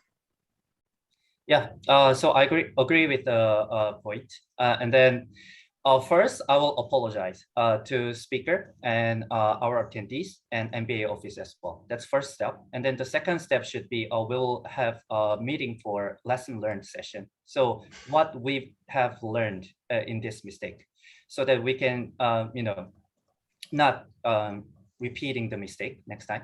Yeah, I think that should be very important. So that's a kind of root cause analysis. Yeah. Awesome, guys. Thank you so much for answering all the questions. I just one last time, are there any questions from the MBA office, the cohort? If not, we can move on to the next club. Just one short one. This is not for you to answer now. It's just something to bear in mind. You answered the question about, you asked them a question about people organizing events without a leader, but also give some thought to, you as president and vice president of the club. There may be situations where either of you organize events without the other person's knowledge, and it gets a bit frustrating, right? So just bear that in mind moving forward, and make sure you're a bit more mindful about keeping each other informed. Even if you have no direct involvement in the organization of the event, just make sure you have each other informed. Yep, I echo with Kabir. Awesome, you guys have done a brilliant job. Thank you so much, and all the best to all the 3 running pairs for the consulting club. We will move on to the next club. We have the Energy Club coming up next. And we have 3 president candidates and 1 vice president candidates. We'll start with Shivam Mishra. Good evening, everybody. I'm Shivam and I'm running for the post of President Energy Club. I have background in energy verticals such as oil and gas and solar, digital transformation, and together with the support of the existing student leadership and our part-time and full-time energy STTC members, have been instrumental in organizing club events in the past 1.5 months. My key takeaway or motto is that whether you are from finance, strategy, or tech, we as NUS MBAs and as future managers will be working with some aspect of energy industry. And I hope as the president of this club, I'll be able to provide you the platform to both build the skills and. Sorry, Shivam, I had to cut you off, but I'm sure you'll have adequate time to share your plans in the Q&A section. We will next move on to Hansen. Hey, hi everybody. I'm Hansen from the part-time cohort. I have spent the past 12 years in the energy industry, mainly managing finances and contract economics. So my thinking for the club is to kind of have accumulate a club culture where we leverage on each other's collective strengths, network and connections, where we can make decisions about what we want to do together and make sure all our voices can be heard.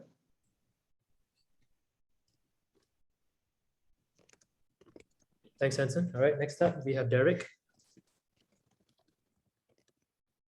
Yes, hello, good evening, everyone. Just a clarification before I go into this. So I'm running actually for the VP. So this is Derek, VP candidate for Energy Club. I'm an energy veteran who has worked for 10 years in this industry with Shell, experienced the energy transition journey for both the industry and also for my own career. I just can't wait to share with you how excited the energy industry can be and how promising it is to develop a career in the industry, not only in business teams, but also in the function teams. So join me and I will unveil the mysteries for you in a fun way. Thank you. Thank you, Derek, and thanks for the clarification. So Derek's running for VP.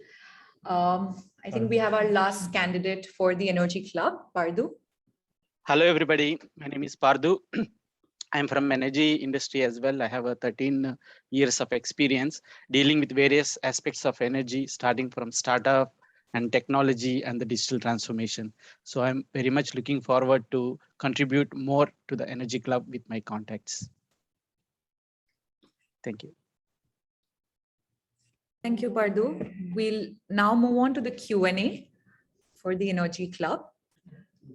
Energetic Ayush, right with the question. I think we have a question from. Okay. Thank you, Prof. Nitin. Okay. So from the cohort, guys, please feel free to raise your hands. I think we have one from Ayush. While the cohort kind of thinks about questions they want to ask. Ayush, do you want to unmute yourself and ask? Yeah, sure. Can you hear me, guys? Yep. Okay, awesome. So yeah, first of all, great manifesto and great video, guys. I think I'm quite relieved that Energy Club is in safe hands. So I have a really specific question, and I would like all of you to answer this. So, and this is something that we really wanted to do in our time. So I hope you guys can take it forward. So as we all know that in the NUS MBA club ecosystem, we currently don't have an operations and analytics club, right? We have all the clubs, and this is one of the major fields that we don't have a club for. So despite a significant fraction of the cohort with decent inclination towards this field, we still don't have a critical mass to have a standalone club for operations and analytics. So, and in my opinion, since one club that has a maximum overlap with the operations and analytics theme and its subsectors is the energy club. So how do you think, first of all, that we can integrate it with our proposed events? And if you think yes, how would you go about it? Maybe I can take this one first. Or okay. Or Shivam, you want to take this? It's okay. You can go ahead. No problem. Okay. Yeah. What I kind of think is that operations and analytics is similar to energy in the aspect that it's actually very broad.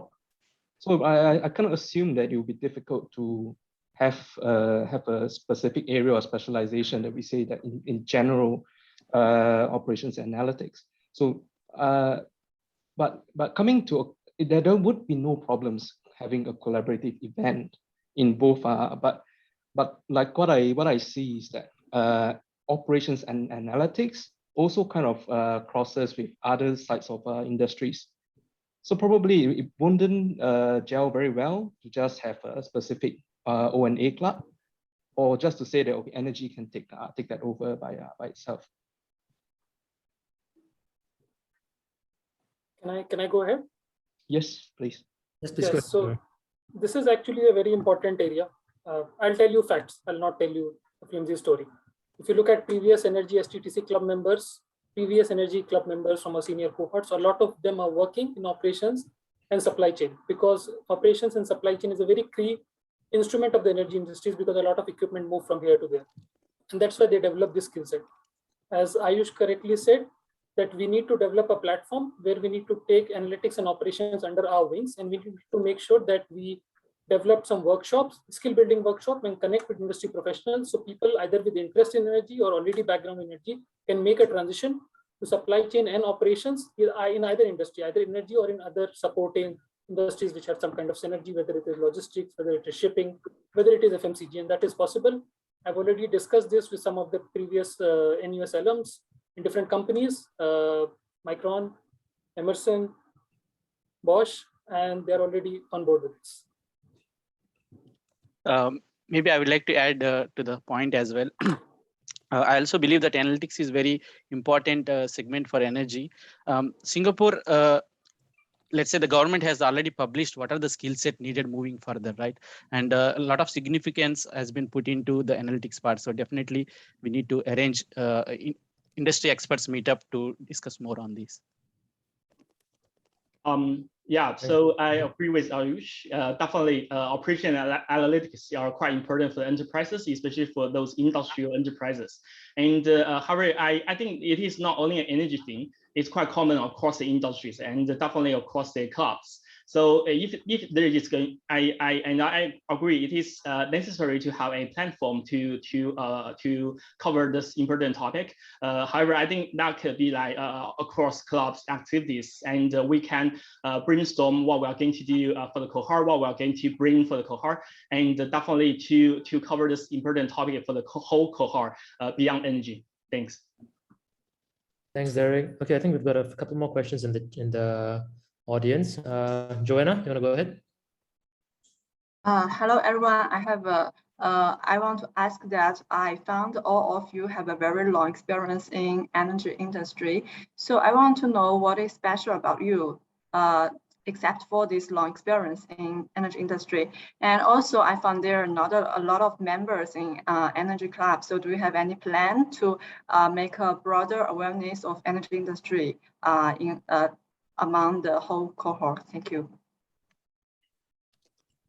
If I may take this question first. So yes, definitely. I have looked into the profiles of all the candidates too. Yes, we do have long experience in this industry, and I want to highlight or differentiate myself a little bit is that I have been working in the industry for 10 years and along the value chain from upstream E&P to midstream trading and downstream new energies as well, and cross functions, cross businesses. And definitely I can connect you guys with different functions in this industry too. And that's my plan for the cohort. So I have kicked off the communications with the cohorts, Energy Club and also Beyond Energy Club, full-timers and part-timers. I have discussed a lot with them, and I definitely see a lot of interest shown by them. And yes, of course, we are going to meet the promises I have here, and to hopefully everyone can enjoy fun in this industry too. Thank you. Right on the dot, Derek. Thank you. 1 second, Pardo, hang on. Are there any other questions in the audience? I think I saw another hand just now. Has it gone down? Diwakar, Pardo, maybe you can take this one. Diwakar, go ahead, please. Yeah, Krupa, thanks for that. Actually, my question was similar to Joanna's, right? I was in the STTs for energy as well. We know energy is not exactly the most famous club, but again, the prospects that we have now that everybody's moving to net zero, it's really a lot, especially for MBA grads. I would like to hear from all the candidates, including both, Vice President and President, what are the plans they have to make energy appear lucrative to the MBA cohort? I can take this one first. So I think currently Singapore is going through this transformation, like you said, right? They come up with a 4-switch plan. First, we need to make this plan more visible to the MBA students so that they understand what are the needs from this, let's say, the industry. We make it more visible. Then second thing is we need to connect them to the proper context so that they understand more about the requirements. I think these two are the key steps. Right, I can just take a few seconds. So basically, as we discussed before also, energy is not a standalone segment, it is a combination of finance, technology, supply chain operations, a couple of other things, strategy. And the thing is, a lot of us work in some of these areas, we just don't realize that we have transferable skill sets into energy.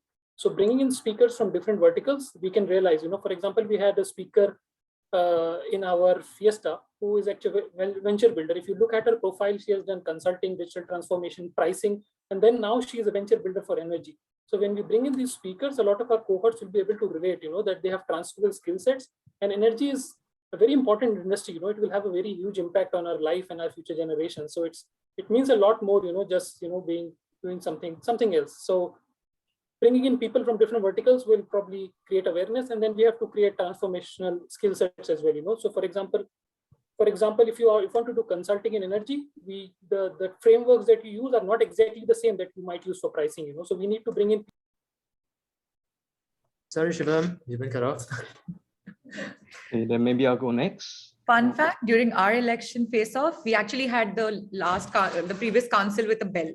Yeah. So we were in person and they were ringing a bell. So we're not bad. We're just following what's happened for years. Don't hate on us. Yeah. Okay, so maybe I'll go next. What I really like to tell everyone in this forum is that energy is a really lucrative industry, and you should all join in the next few years. But unfortunately, what we see currently, as what Padu mentioned earlier, with this transition to renewables, what we see is a kind of a bit of a duplicate from what happened 70 years ago when oil was starting to boom. That there are a lot of new technologies, new methods, new companies. And at this point in time, everyone needs affordable energy. So therefore, it is unlikely that I can assure you you are going to make big bucks joining here. But it takes a bit of a personal passion to say that, okay, energy is kind of a need that the world needs. So that they kind of do meaningful work that really brings things to the rest of the world. Thanks, Hansen. Yeah, I think I am the last one to answer this question. So yeah, I believe everyone has noticed that energy is a relatively small club. very cozy club. And actually, when I started to talk to people in the club and outside of the club, actually, people don't really understand how what's the potential of this energy industry can be. For example, people don't know that there are so many job opportunities within this industry, not only relating to the business, but also relating to the functions. For example, finance, legal, trade finance, and also strategy. And there are actually a lot of, for example, consulting as well. There are a lot of consulting boutique firms focusing on the energy industry. So definitely that's in my plan too, and also in my manifesto and my video. So I definitely would like to expand the influence of this energy club and also in energy industry to cover all the cohorts, and also invite veterans in this industry to share how big opportunities can be in this industry too. So yeah, definitely, if you want to talk to me, then yeah, just feel free to reach out to me. Thank you. Thank you, guys. We'll just open up the forum to the MBA Program Office if you guys have any questions. Joan? No, I passed. Thank you. Okay. Awesome. So I think that's about it for the Energy Club. Well done, guys, and all the best for the coming election. Thank you. All right, so next up, after the Energy Club, we've got Entrepreneurship Club. So we've got two pairs of candidates, Elsa and Kenneth, and also Lena and Kwanzang. First up, Elsa and Kenneth, please. All right, hi. All right, great. We'll let Elsa. Okay. Hi, everyone. My name is Elsa. I'm so happy that I noticed One that second. Elsa, you sound a little bit far away. Could you please speak closer to the mic? Sorry. Okay. I'm Elsa, and I'm so happy that I noticed that there are 87 new members of the Entrepreneurship Club. I love entrepreneurs. I think maybe 5 years later, there will be more 87 successful entrepreneurs come from this club. And because I'm a serial entrepreneur, now I have been running my own company for 3 years. And my product is a mobile app, which has more than 10 million users and already got good profit. And I also have a successful investment case, which is also a mobile game. And it's ranked top 10 in App Store China for more than 3 months. And I have sold it to a big company. So I know how to run a company, and I also know how to sell a company. So I know how to fight in the real entrepreneurship world. So I think just to vote for me. Thank you. All right. Sorry, just to clarify, was that our collective time? Yep, that was your collective time. We have All right. 30 seconds for each individual candidate and a minute for candidates campaigning in pairs. Thank you. But you'll have enough time during the Q&A to kind of discuss with the cohort your plans for the club. Okay, so next up, we have Lena and Kwanzang. Please step forward virtually. Thank you. Hi, hello everyone. I am Lena, running for the president of the Entrepreneurship Club. Previously, I was working at a fast-paced global tech company, communicating and negotiating with a number of stakeholders based in multiple continents. Hi, I'm Kwan, running for the vice president for Entrepreneurship Club. I co-founded a startup, and I was also a program owner of an MPO Startup Association. I helped Taiwanese startups going overseas and connected them with Southeast Asia startup ecosystem. I've worked as a supporter to the startups and SMEs, and I would like to be the strong support to aspiring entrepreneurs here in NUS MBA. We are passionate about opening doors to the entrepreneurship journey for anyone who are aspiring. Kwan and I believe we can present inspiring events and create a community that benefits all the club members. We are excited to lead this club and grow with all of you. Thank you.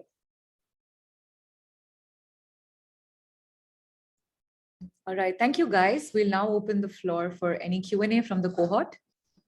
Charles, you were quick to raise your hand. Yeah. Yep. So yeah, I'm pretty interested in this club, and that's why I raised my hand pretty early. Oh, I'm so sorry. So I have a question about both candidates. Voice is Sorry? breaking off. Can you hear me now? Yeah, that's better. Sorry about that. think it's because of the internet connection. Okay. Yeah, so I was saying that I'm pretty interested in this club. That's why I raised my hand pretty early. So I was actually an entrepreneur before, and I'm currently working in a tech company. And I believe many members are interested in this club because they want to be entrepreneurs someday. And I know both candidates have had some experiences of running companies or startups. So I'd like to know what resources, insights, help, or guide can you bring to us, and what members can get at the end of the day. Yeah. Okay, I can answer these questions. Charles, right? Shija, your voice is very, very low, like barely audible. Sorry, because I am Candice. We are using the same, we are using the same room. And hi, Charles. I'm glad to hear that you are also an entrepreneur.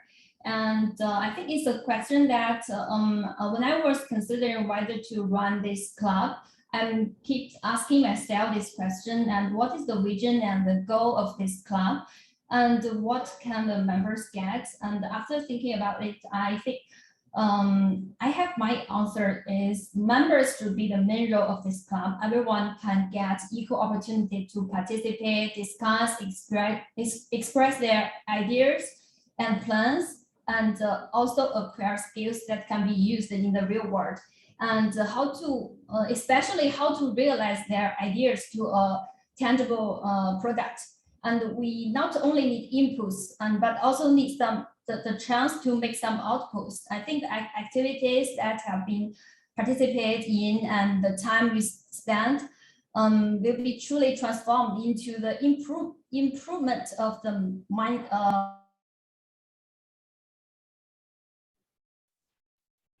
Okay, 1 minute up, guys. Lena, Kwan, do you guys want to take this question up as well, or should we move on to the next one? Yes, please. Can I take this question? Thank you. So first of all, I'll be honest. I'm not gonna hide. I don't have enough experience in entrepreneurship, but I believe rather this is my advantage because I can understand what kind of supports are desired for aspiring entrepreneurs. So actually, I've recently started working on my project, but at first I didn't know what to do. But and still, I oftentimes think like, what if I have someone I can trust to share my ideas and get some advice? So I know exactly how people like myself want to be supported. So we are already planning events such as sharing session of failure stories, or workshops of pitching and business monetization seminar. So, and also from my experience in working for corporates, entrepreneur mindset is very important for corporate workers as well. So I can add a lot of value to this club by being a perfect liaison between club members and entrepreneurship itself. So, and also pairing up with Kwan. All right, Lina, I think that's 1 minute. Thank you. I think we have Sherry's hand raised, or did you? Yeah, actually, my question is a little bit similar. Actually, my question was originally to Lina because I saw your background. You don't have a very strong background in entrepreneurship, but I think you just answered the question. Thank you. Thanks, Sherry. So we have a couple of questions in the chat. What is the one thing you hope to achieve by the end of your term? All right. Hi, Guys, everyone. let me challenge you a little bit. Answer this in one sentence, not a minute, but one sentence. Just one thing that you want to achieve. I like that challenge. So the one thing I want them to achieve is to wield their entrepreneurial spirit successfully. Lina Kwan?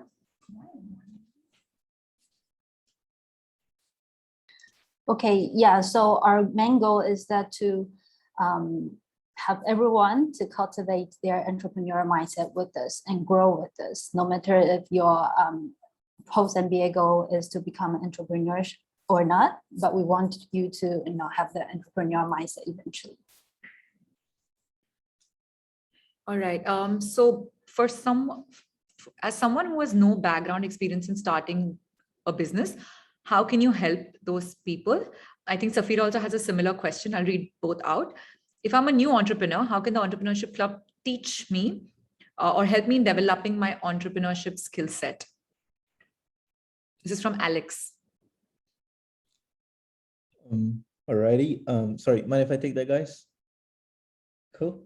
All right. So we realized that everyone starts from ground zero somewhere, right? So what we have planned is a series of 10 events, each slowly, progressively leading up to somewhere, which is the end goal. So at the very start, it's like sharing sessions with successful founders, success stories, failure stories, so you understand what are the basic one-on-ones you would expect in the field, the problems and the failures that they're faced.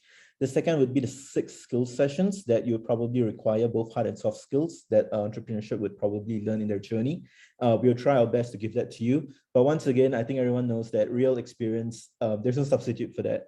But what we'll do is we'll bring you as close as possible, give you that platform to ask questions and interact, and then provide you the opportunities to figure that out for yourself, to try it hands-on. So that's what our plans are. Thank you.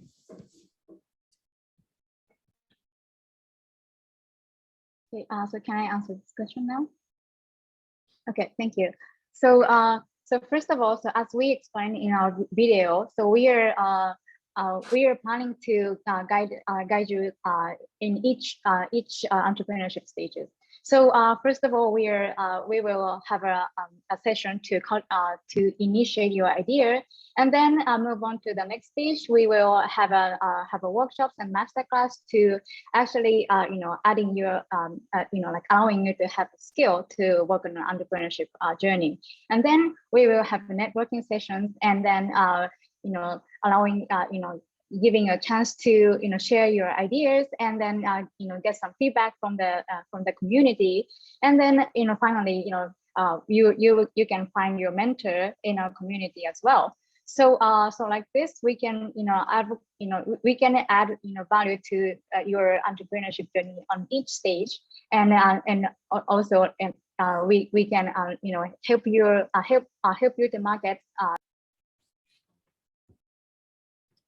All right, thank you guys. I think we have Lee Tong and Fred, who are the current entrepreneurship club leaders. Their hands are up. Guys, do you want to pick up the question? Yeah, sure. This question is for both of the group. Okay, so based on your introduction videos, I actually noticed that both groups have mentioned about the same series of events. So I'm just wondering, what will you do differently from your opponent? And how can you contribute to your cohort better?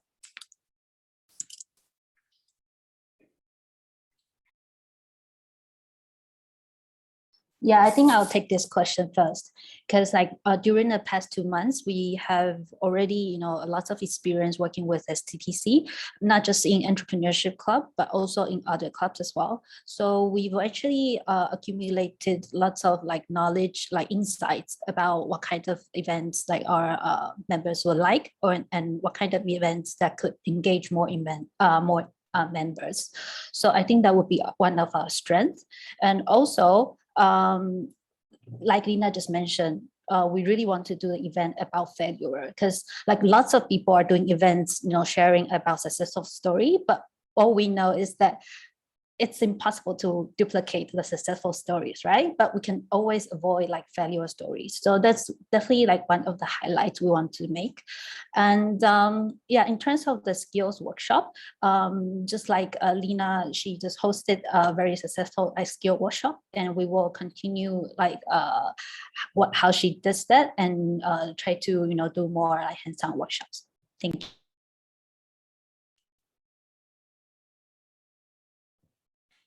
Yes, hi. So sorry, could I trouble you to repeat the question again? Yeah, okay. So basically, I'm just wondering, what will you do differently from Lina's Quant's group, and how can you contribute to your cohort better? Thank you so much. So, okay, that's a good wake-up call. So I would say that both sides are actually quite evenly matched in terms of experience and talent. The one thing I feel we have going for us is representation. We understand what both the full-time and part-time cohorts want. We ran a survey that most of you guys kindly took the time to reply. We understand that one of the things that you guys are after is learning how to change a tangible product idea to a tangible product. And what we'll probably do differently is that Entrepreneurship Club, we'll run it just like any startup. Everyone has a say, everyone contributes. Yes, we have extensive networks, but we'll not rely on just that. We would ask everyone, do you guys know someone better? Someone that we could better value add to our plans? And we will encourage everyone to contribute. So I would say that's probably one way we would do things much differently. There will be more ownership under this club. Yeah, thank you. Thanks, Kenneth. Fred? Okay, this question is for Elsa and Kenneth. You may have seen this coming, but so your competition had the opportunity to demonstrate their leadership and planning capabilities during the STCC period. How would you convince your voters that your team can do better? Alrighty. So two ways to look at this, right? So the first thing is my running mate did help out with the marketing STCC, so that we got that covered. She chose not to do it with the Entrepreneur Club purely because she had intentions to run with the club further down. As for myself, honestly, I've thrown concerts and I've had great fun doing it. And I am very confident that with our joint experiences, both in the real world and also with her experience with the NUS STTC, we will be able to contribute successfully and run events that will be very happening. Yeah, thank you. Thank you, guys. Thanks, Fred and Litong. If there are any questions from the MBA Program Office? No, I passed. Joan, you got one question at least. Oh, wow. Okay, I won't put you on a spot maybe for the next club. Yeah, I think the candidates did answer pretty good questions. So actually, I don't really have like, yeah, probably I will challenge more once the candidate are being elected. So if possible, can we answer this Remy's questions? I think that was specifically for Kenneth, but we have Daryl's hand up. Maybe you guys can take up his question. Daryl, do you want to go ahead and ask your question? My question is actually more for Elsa because of what she mentioned in her introduction. But I mean, if Lina is willing to, I mean, it's open to answering it. But Lina actually answered it as well. So, okay, let me just ask the question. Basically, okay, so in Elsa's introduction, she was sharing about how, you know, you're an entrepreneur, you started your own company and then you sold it off, right? I'm assuming that it's like a very startup, techie kind of company. So, but the thing is, in entrepreneurship, it's not just all about tech and startups. And there are other kinds of like companies that people want to start and, you know, they don't always want to sell it off. So how do you plan to, like, you know, support the other kinds of entrepreneurship? Because I think somebody like Han Kim, he also wants to kind of start his own fashion label or something like that. And so that may not necessarily, so we were discussing like it doesn't necessarily fall in the interest of like, you know, VCs or in a very startup model. So how do you plan to, do you have plans to kind of support that kind of entrepreneurs? Do you need me to repeat that question? Okay. Okay. Maybe let me clarify. One of my investment case was sold, but I'm still running my own company. It's another mobile applications.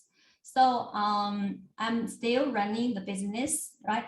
Okay, but not only for tech, I think the mindset of the entrepreneur is kind of similar for not only for tech industries, also for maybe fashion industries and others. And I also have many friends who are entrepreneurs in other different industries. So I think the entrepreneurship club is not the platform for them, only for the president or vice president or the core members. It's the platform is for all the members.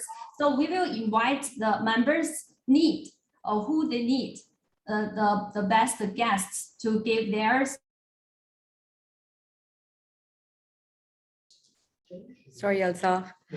All right, guys, in the interest of time, we'll have to move on to the next candidates, which is for the executive committee, academic liaison. We'll start with Anirudh. Anirudh, do you want to introduce? Just go. All right. Hi, guys. My name is Rudy, and I'm ready to become academic affairs liaison this year. I've held the same role during my undergrad, and I have a lot of experience in serving international students. I'm very confident that I can carry out this role well, given my experience, and I have a lot of ideas that will make our MBA program even better.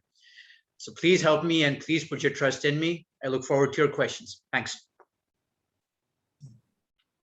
I'll go quickly. I think time is short. Good evening, everyone. My name is Joseph. I think we're the second last pair, so we're almost done for the night. Just quickly, I think after 4 weeks of classes, we observed that there's some challenges that happen in the classroom because of our diverse background. So as academic affairs liaison, I'm here to serve you, to work on those challenges so that our learning journey will be a seamless one. Thank you. We'll take some questions. Thank you, guys. I see Mansa's hand raised. Mansa, we'll just check in on if anyone from the cohort has any questions, and then we'll come to you. Anyone from the cohort? Otherwise, we can quickly start with Mansa's question. Okay, Mansa. Hi, Rudy. Hi, Joseph. Firstly, great manifesto and an even better video from both of your sides. I have one specific question for each of you. I'll start with Rudy first. Rudy, as an academic chair in your undergraduate institution, you spoke about how you worked for the cause of getting the Bloomberg terminals back in the institution. How are you planning to use the same experience in getting it back in NUS?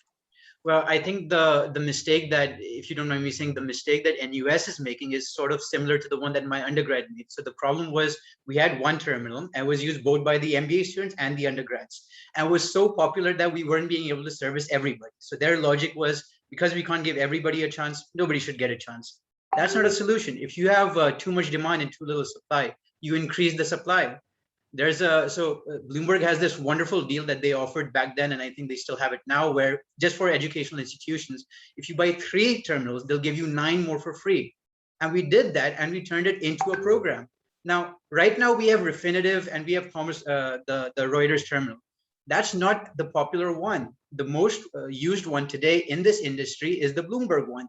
And most of the students like banking and finance as a post-MBA field. So that's what we should concentrate on. Thanks, Rudy. Well answered. Over to Joseph now. Joseph, you mentioned in your manifesto that you would look to create safe spaces in classrooms. I would like to know from you, why do you think the existing classroom atmosphere is not safe? And what are you doing to make it safe? So I think the existing classroom is a safe space, but I think it's our perception of it. I think some students, because of our background, there's some inferiority complex. And so they don't feel like they're contributing something that might be useful, or they have the fear that they might see something silly. And so at least I observed that at least after 4 weeks of classes, very limited observation, there's always a same select few that would contribute. So I hope that there will be more participation. I think some profs do it well. They have a random calling names system. I think that works well. Or even some profs will make it a point to call on some who are quieter. But I hope that on our end, the students' end, we would also be willing to contribute and not have that fear of making mistakes. Yeah. Thanks, Joseph. Well answered. I have one more generic question to both of you, but do you think I should go, Mosam, or shall we wait for? Mansa, you can go ahead. There are no questions from the cohort or any hands raised, so you can go ahead and ask. Okay, all right. This is my favorite question because it stems from the experiences that we have had as the council.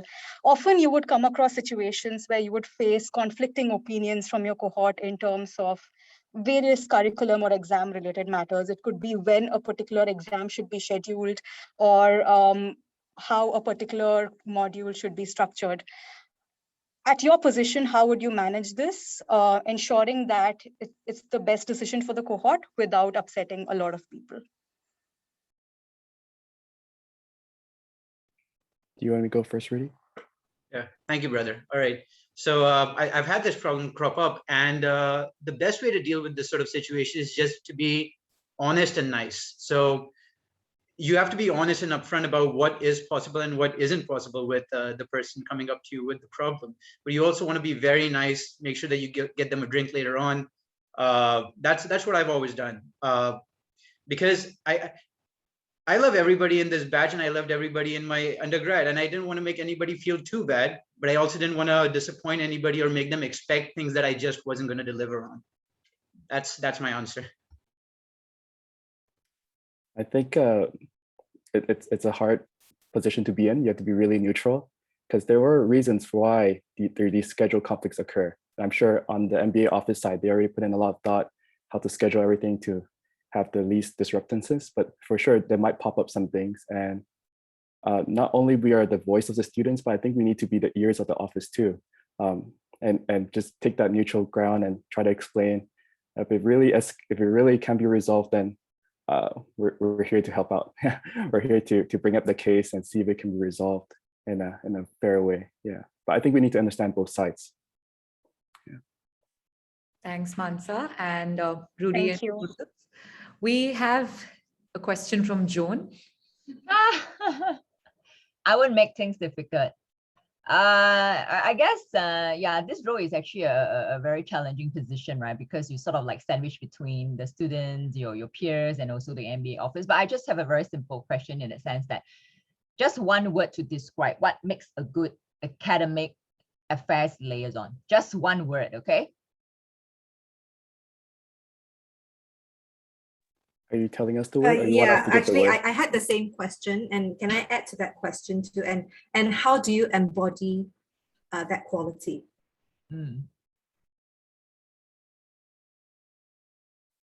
Thank you, Nicole. Guys.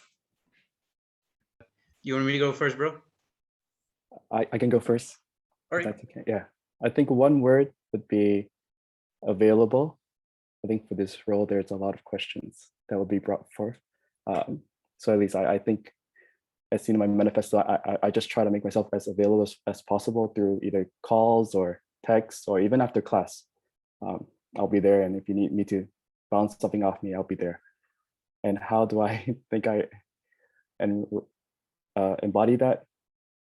I'm not sure. I think I've come to class early and be there in all the classes, and I think it's an important part, yeah, to make yourself as available. Rudy, and take a jab at it. Yeah, and just to add on, he's also a super nice guy, so he's very fun to talk to. So I differ a bit. I'd say more than availability, the thing that's very important in this sort of situation is being fair. And why I say fair is because you're balancing the needs of the students or the wants of the students with the capabilities and limitations that the faculty or the administration may have, right? So you want to be fair to both of them. And again, being very realistic in what you can achieve and what you can't achieve. So that's what I embody somewhat, because, well, I've had this experience, not just, I've been in student council since high school, pretty much every year. And it's very important to be fair to everybody when you're in this role. Thank you, guys. I think one last question from the chat. So far, is there anything about our MBA program that you're not happy with? And I'll just add on to that. If you become the academic affairs liaison, what would you do about it?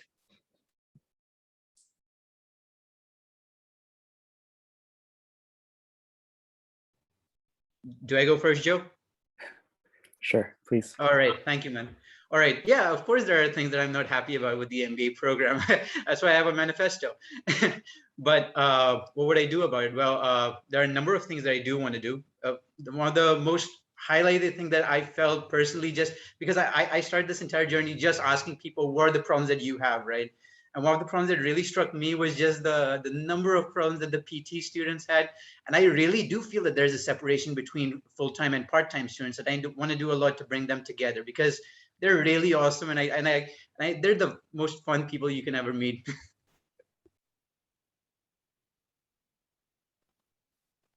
I think with regards to academic matters for the MBA program, I have no problems with it. I think it's or maybe it's too early to say. It's only been 4 weeks, and I think everything's been great so far. But of course, as time goes on, if we notice things, I think just one minor thing is just the hybrid way. I think everyone's still working on it. Everyone's still trying to figure, especially those who are online. I know it's challenging to participate actively, to stay engaged. But at least maybe that's the minor thing that I think can be improved so far. But at least so far, other than that, I'm quite happy with the academic part. Yeah. And what would you do about it to increase engagement, or especially the ones who are hybrid? How would you what would be maybe just one thing that you would do to improve that? I think the good thing is that people are slowly coming in over the weeks. I think there's a good number in the Maldives. So I think slowly people are coming in. That helps with the time zone. And once they're in class, it helps a lot.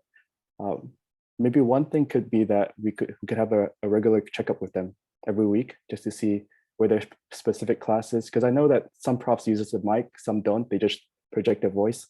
Maybe you can check in with them. Are there issues? And do you feel like you're not part of the class? Stuff like that, yeah. All right.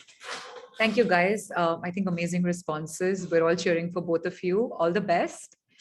And we'll move on to our last group of candidates for the day. That's the communications liaison. We have two candidates. We have Vincent and Isla. Do you guys want to quickly start with your introductions? Okay, so hi, good evening. My name is Vincent Sealing. I am running for communications liaison because I really want to make it easier for everyone in our cohort to be in the know for MBA events. I think that this role allows me to do that by providing timely updates to everyone so that no one gets lost. More importantly, I believe there's so much potential in using the MBA publications as a platform for giving each student a voice, because we are a very diverse group and you should be sharing things about it. Like, I really want people, no matter what topic it is, as long as it's interesting and you're passionate about it, then you should share it. Thank you. Thanks, Vincent. Next up, Ayla.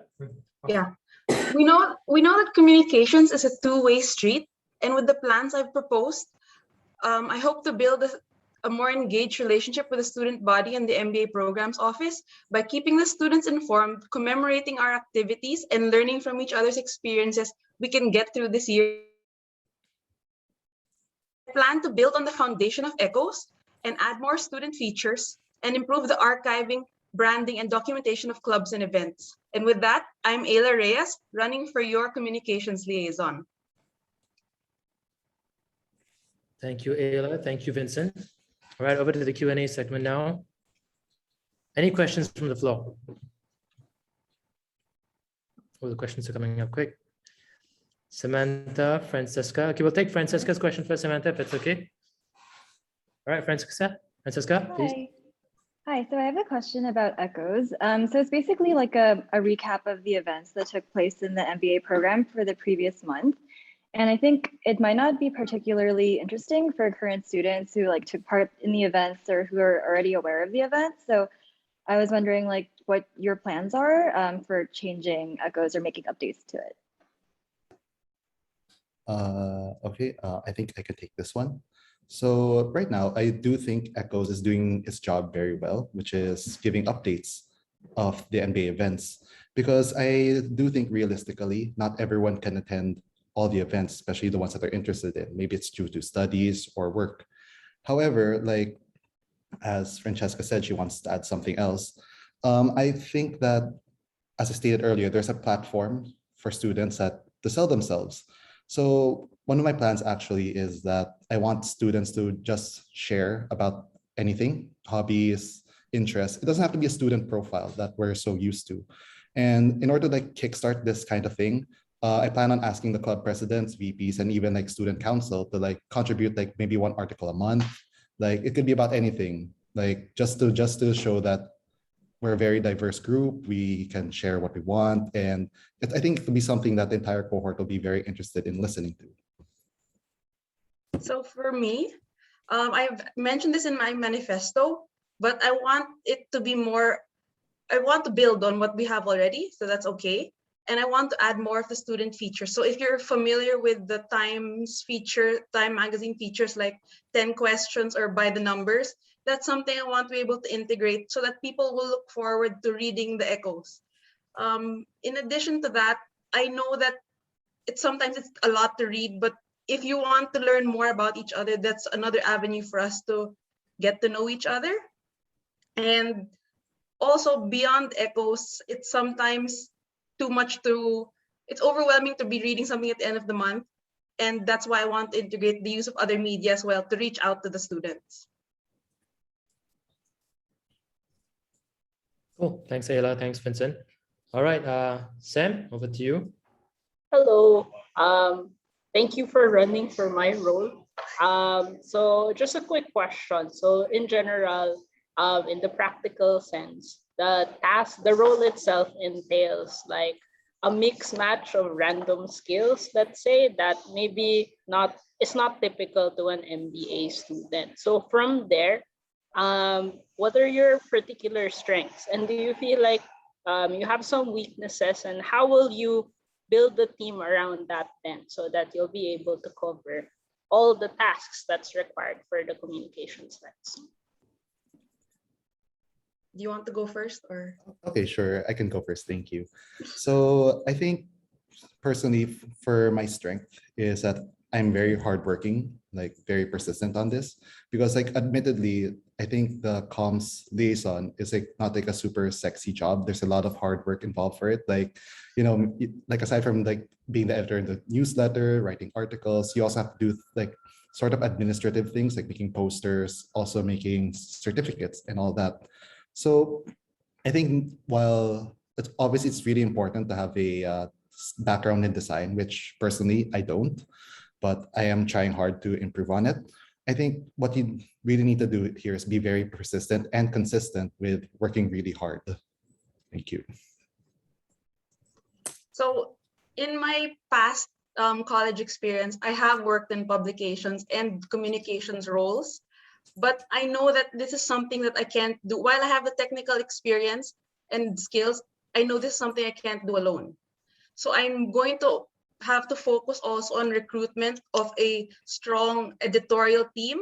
And I know how one way for me to get them is to actually structure and give them certain positions which they can use also to market themselves as MBA students who have this experience in writing, editing, and let's say copywriting, video, content creation. Because this is something that actually from a talk I heard this afternoon was Disney looks for these storytelling the people who have this storytelling ability, and this is something that they can work on while being in Echoes and the Pencil Pack.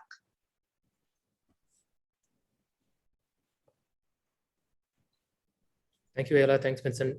Sam, does that answer your question adequately? Yep. Actually, I think are we out, or if the office doesn't or has questions, I can just bow out. But if we want to just wrap up, I can just ask a goodbye question as well. Are there any other questions from the floor? Otherwise, we can give Sam the next question as well. All right, just for like a feel-good question, then I noticed in your manifestos that both of you are thinking of doing some new things for the. So why don't you share a bit about what you believe is the freshest or the idea you're most excited about in expanding the role? That's it. Good luck to both. Ayla, you want to take this one? So one thing that I want to really do is integrate the use of video. So not necessarily TikTok, if that's not our audience right now, but even back when I was in college, our official publication was also leaning towards this new medium, because right now people may not have the time to read something, but they always have the time to watch this 1 minute, 2 minute video on their phones, whether it be on Instagram, YouTube. It's something that we can transition and also be a way for us to gather everything in one place. And that's something that I can be able to contribute, since I have that background also in video editing, and think of these fun ideas for everybody to participate in. Okay, so for me, the one thing that really excites me the most is like I really want to expand the coverage of the Echoes, because like mostly you want to like put something that's very MBA related, but of course like I think, as I stated, I want like make it wider. I also want like students to write whatever they want as long as it's very interesting. The reason why I'm excited is that I think there's no such thing as a boring person. I think we just have different interests, different things that we're passionate about. And I think if you write about it, it'll like let your walls down, and then you'll be more open, like start talking to people. Maybe you would start finding people with similar interests, and that helps you open up and be able to meet new people, which is why we're in the MBA in the first place, to network. So thank you. Okay, thanks, Vincent. Thanks, Ayla. I think if I could just make one comment over here. So it's not just about, creative ideas or new things to come up with to make things spicier for the cohort, right? At least from my perspective as a layman MBA student, Samantha has been consistently working extremely hard every single week. So it's not a one-off thing that we do it and then hands off. So hats off, Samantha. Thank you very much for your contributions. And we hope that the next leader will be able to pick up where you left off and bring it to greater heights. So thank you for that. Okay, I think, sorry, so are there questions from the MBA Programmes Office, the Faculty Office? Nicole, Joan, anything? No, I think we're good. Thank you. Yeah. No, all good. Okay. Any last questions, or else I think we can wrap up the segment today. Anybody from the floor? Thank you for sticking with us throughout this whole session so far, by the way. Okay. Okay. Hi, everyone. Due to the time constraint, we need to close the session for today. If you have any questions to today's candidates, feel free to ask them privately, I guess. And also, we want to thank everyone, MBA Office, 38 council leaders, and also all candidates and everyone from August cohort today. Thanks for making time to attend the first day of the face-off session. Choosing the correct leaders is critical for you to make the most out of your MBA experiences. And thanks for all the candidates giving short and sweet introduction today and all the amazing questions from the floor. Hopefully everyone enjoyed the session and knew well about the candidates and also had clearer decisions to make after today's session. We would like also to remind you there is a second day of face-off session on 3rd of September, 6:30 to 8:30 p.m. to support your friends and then clear your doubts. Okay. I think due to the time constraint and it's very late, thanks again and have a good night tonight. Thank you. See you on Friday. Thank you. Thanks, everyone. All the best to all the candidates. Thanks, everyone. Thank you. See you all on Friday. You can drop off now if you have no more questions. Thank you. Thank you. Thank you. Bye-bye.